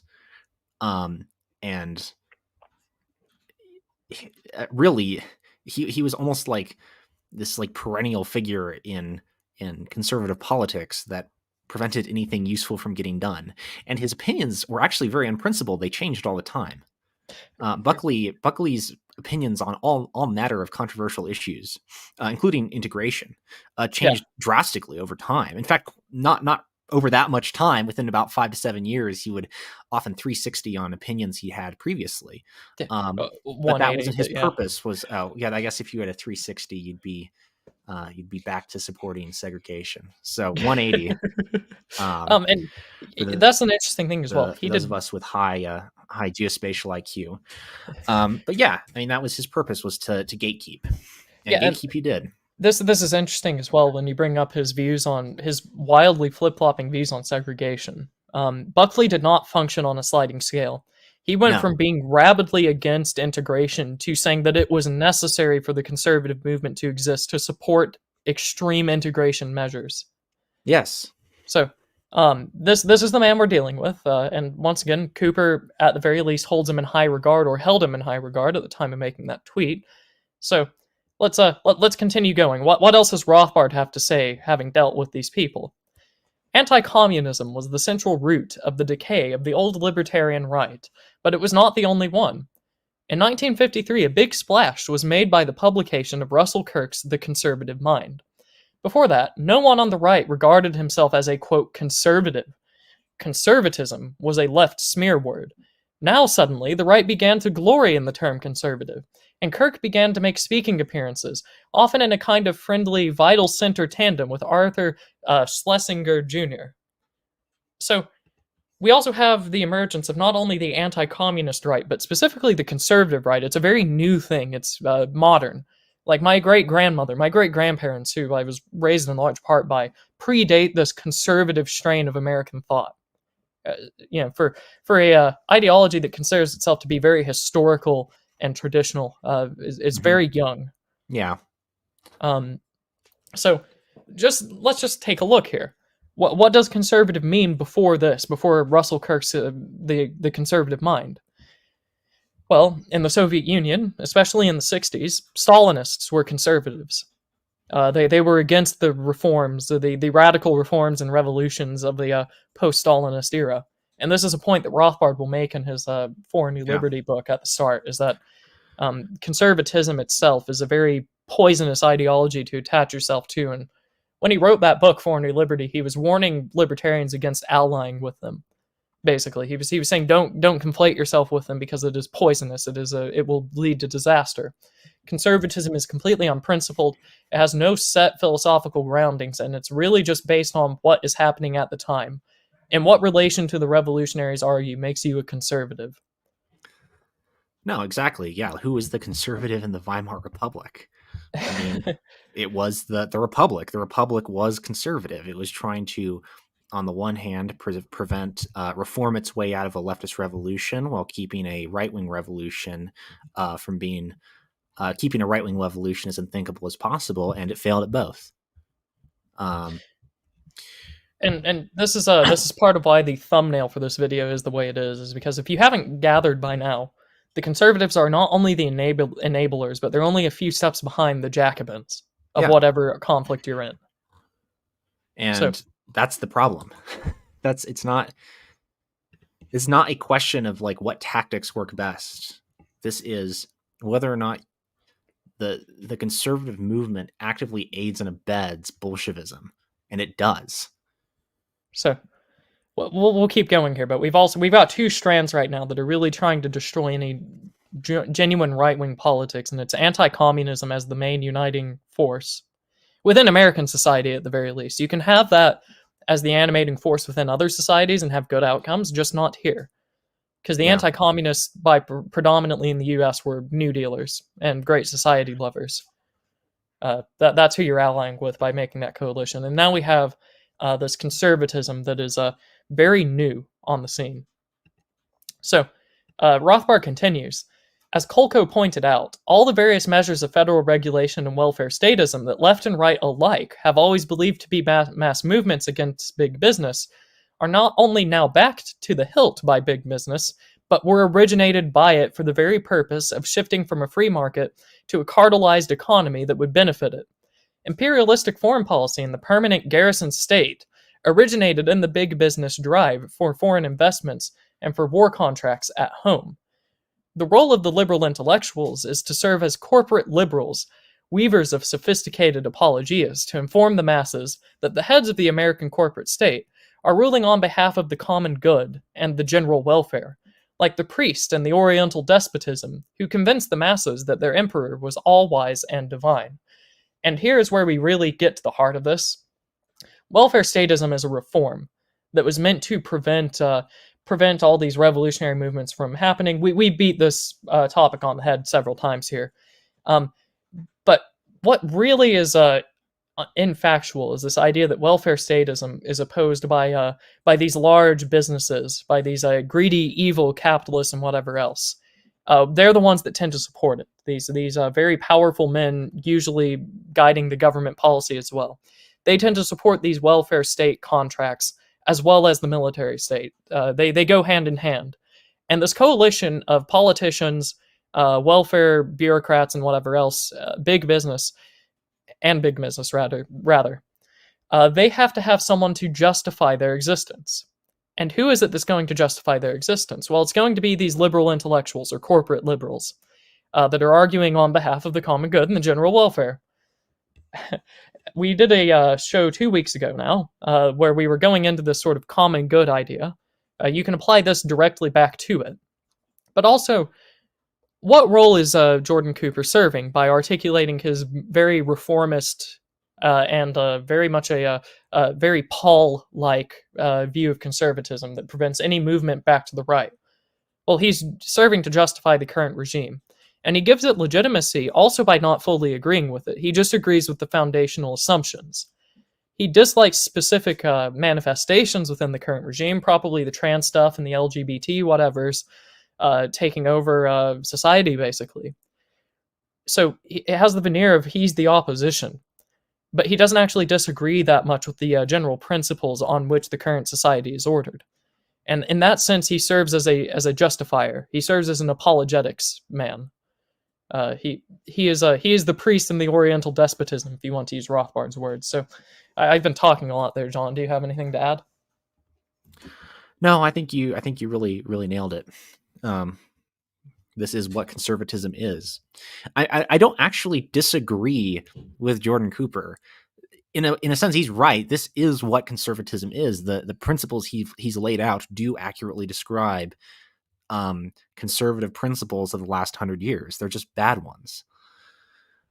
Alrighty. So yeah, and that's in the census where it was coherent. There were some points he laid out that were wrong that we covered. So yeah, we'll continue here with Rothbard, and then he moves back to the National Review. Since the early 60s, as the National Review right has moved nearer to political power, it has jettisoned its old libertarian remnants and has drawn ever closer to the liberals of the great American consensus. Evidence of this abounds. There is Bill Buckley's ever-widening popularity in the mass media and among liberal intellectuals, as well as widespread admiration on the intellectual right for people and groups it once despised. For the new leader, for Irving Kristol, and for the late Felix Frankfurter, who always opposed judicial restraint on government invasions of individual liberty, for Hannah Arendt and Sidney Hook. Despite occasional bows to the free market, conservatives have come to agree that economic issues are unimportant, and therefore accept, or at least do not worry about, the major outlines of the Keynesian welfare warfare state of liberal corporatism. And this is very relevant to the modern day, with these sort of more conservative, more theological academic types like Cooper. They are getting very annoyed at people accusing them of being part of the post-war consensus. And this post-war consensus is what Rothbard's talking about when he's talking about the Great American Consensus. This sort of convergence of the GOP and the Democratic Party on quite a few issues, generally trending more new liberal in an FDR sense. You have some weird, backwards yokels trying to fight against it, like Taft or the isolationists. But they aren't going to get into power because they're not respectable and they're crazy nut jobs. Bill Buckley plays into this quite extremely. As he goes out of obscurity, he sort of molds himself into this template of consensus politics. Bill Buckley definitely moderates very extremely as time goes on. And you can even see this when he interviews George Wallace in his 1968 presidential campaign. He's finding every way to oppose George Wallace, not because of some principle that Buckley holds, but because George Wallace is unpopular with academics and with government bureaucrats, with politicians, and all these other fancy and respectable people of high society. Wallace was a man who appealed to those yokel commoners in the Northeast and Boston who were against integration, and to those southern backwards rednecks and white supremacists. Buckley couldn't be caught dead agreeing with him. So in the same interview, Buckley would go on to say that he believes in subsidiarity, that the state has a duty to provide for the lower organizations within the state if they cannot provide for themselves. And then he will go on to critique George Wallace for being a welfare statist. You know, he will flip-flop within the same interview just to show how much he hates the backwards and unrespectable person that he is talking to, because he's now part of this great American consensus. And then Rothbard's very on point here when he is describing who are they starting to ally with and seek inspiration from. Well, Irving Kristol and the neoconservatives certainly are not very conservative. They have neo in their name, sure, but it's a weasel word. It sucks the meaning out of it. Neoconservatism, especially if you look at the neoconservative reader that was compiled a few years ago, is basically just FDR liberalism, but opposed to the Great Society and LBJ. It is trying to find that middle ground. Felix Frankfurter in his Supreme Court. Once again, Rothbard's absolutely correct here. There's not much more to elaborate on. It was a very interventionist court that solidified quite a few evils that were brought about in the last century. So that's what this has turned into. John, it looked like you had something you wanted to say. Not really. I highly recommend everyone read Betrayal of the American Right. It's a fabulous introduction to really what's been going on for the last 100 years in American politics. Alrighty, we will continue. We're nearing the end here of Rothbard, but I figured that these selections would be very relevant to what we just discussed with Cooper on conservatism. So, here Rothbard's going to go to James Burnham, who was very friendly with the National Review.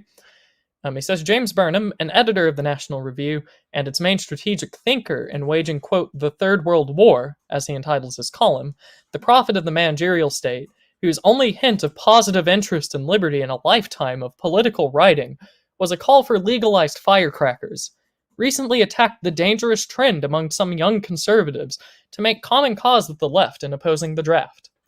Burnham warned that he learned in his Trotskyite days that this would be an unprincipled coalition, and he warned that if one begins by being anti-draft, one might wind up opposing the war in Vietnam.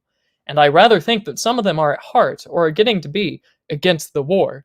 Murray Rothbard has shown how right-wing libertarianism can lead to almost an anti-US position as left-wing libertarianism does. And a strain of isolationism has always been endemic in the American right. This passage symbolizes how deeply the whole thrust of the right wing has changed in the last 2 decades. Vestigial interests in liberty or in opposition to war and imperialism are now considered deviations to be stamped out without delay. There are millions of Americans, I'm convinced, who are still devoted to individual liberty and opposition to the Leviathan state at home and abroad. Americans who call themselves conservatives, but feel that something has gone very wrong with the old anti-New Deal and anti-Fair Deal cause. So this is very interesting, and is especially as war heats up and as American intervention is being called for once again. This is very relevant. Rothbard is being lambasted here by these great conservatives at the National Review, headed by Bill Buckley and his main strategic thinker here, James Burnham. Rothbard is being lambasted because he is making common cause of the left to oppose the draft, and he is opposed to the war in Vietnam.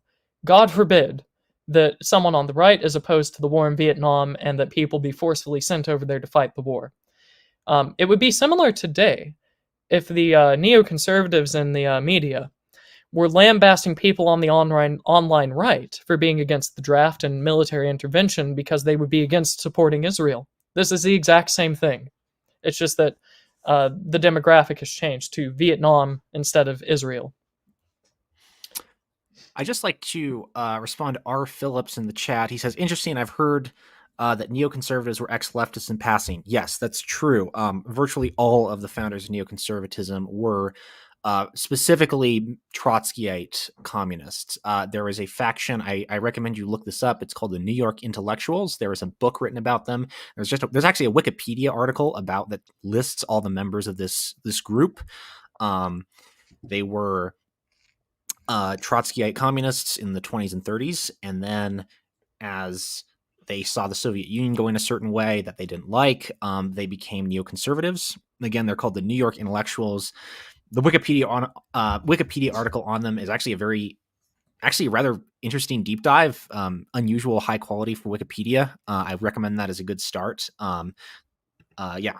So yes, that you are correct. The neoconservatives were ex-leftists. So, and this is another thing as well, and you can kind of see why they would meld together so well with the Great American Consensus, as Rothbard calls it. because they are different from the liberal war hawks that were the Rockefellers and their wing of the Republican Party. However, they are functionally the same. They have different origins, but they come to the same exact conclusions. And that's why this sort of new conservatism allies so well with liberal war hawks. Yes. So, this great job at conserving. I guess we conserved the military and foreign intervention and welfare. I don't know if that's what conservatism was meant to conserve, but this is where these principles lead us. Let's get to the last slide. Rothbard ends. Something has gone wrong. The right wing has been captured and transformed by elitists and devotees of the European conservative ideals of order and militarism, by witch hunters and global crusaders, by statists who wish to coerce morality and suppress sedition. So before anyone has an allergic reaction to the libertarianism here, whenever Rothbard says that something's gone wrong by coercing morality, I would like to remind you as to what morality is being coerced by the conservatives, especially in the modern day. Because it's not towards traditional society, it's not towards traditional family formation, they most certainly are not helping you with your communities or anything else. Rather, they seem very content to coerce you to support Israel, to support LGBT so long as it doesn't do certain things. They are very willing, especially like the Romney wing of the Republican Party, to force you to bake the cake. This is the morality they are coercing, and it is no coincidence that they've ended up here, or no accident. This is the result of their ideals. So this is how Rothbard ends. And you can rest assured that the sedition that they would want to suppress is you, the people that go too far to the right, that disagrees with the reformism, the people that they would consider to be revolutionaries disrupting the social order by trying to go back to longer than 15 years ago.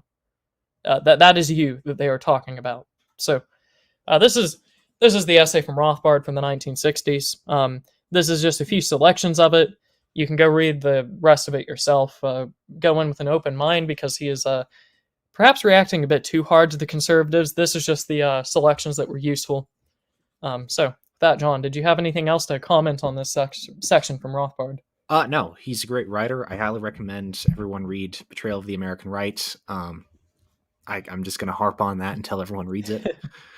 Alrighty, so that's the end of our discussion on conservatism there. So, any final thoughts there before we jump to super chats and donations? No, I think we really ironed out I think we managed to iron out what conservatism is, and at the end of the day, I don't really disagree with Jordan Cooper. He is right about that is what conservatism is, at least in the modern day. We just disagree on whether that's a good thing or a bad thing, fundamentally. Of course, somewhat factual differences. We don't really I don't agree with all of his framing, that's for sure, and I don't agree with his analysis of history, but that he's not misrepresenting conservatism. This is unfortunately what conservatism is, and that's the real problem. Right, and I'm in total agreement there. So, and this is Aaron McIntyre's point specifically that he's been harping on for a while. The conservatives are doing more damage to any sort of traditional or right-wing cause right now than anyone else, just because they prevent any action from being taken. Correct. So, remember that. This goes back to John's earlier point about the best thing that conservatives could do to bring about a traditional society that conserves any semblance of old morality and old institutions and whatever else would be to get out of the way and stop talking. Yeah. So, with that being said, we had some very generous donations from the audience today. Belial Bradley, 10:23 a.m. gave us $20 and a super sticker. Thank you very much. We very much appreciate this. The reason that this show can be justified to continue going so regularly is due to donations from you in the audience. So thank you, and thank you to everyone watching.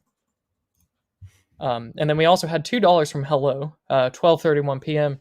Bless your hearts. Thank you very much for the donation.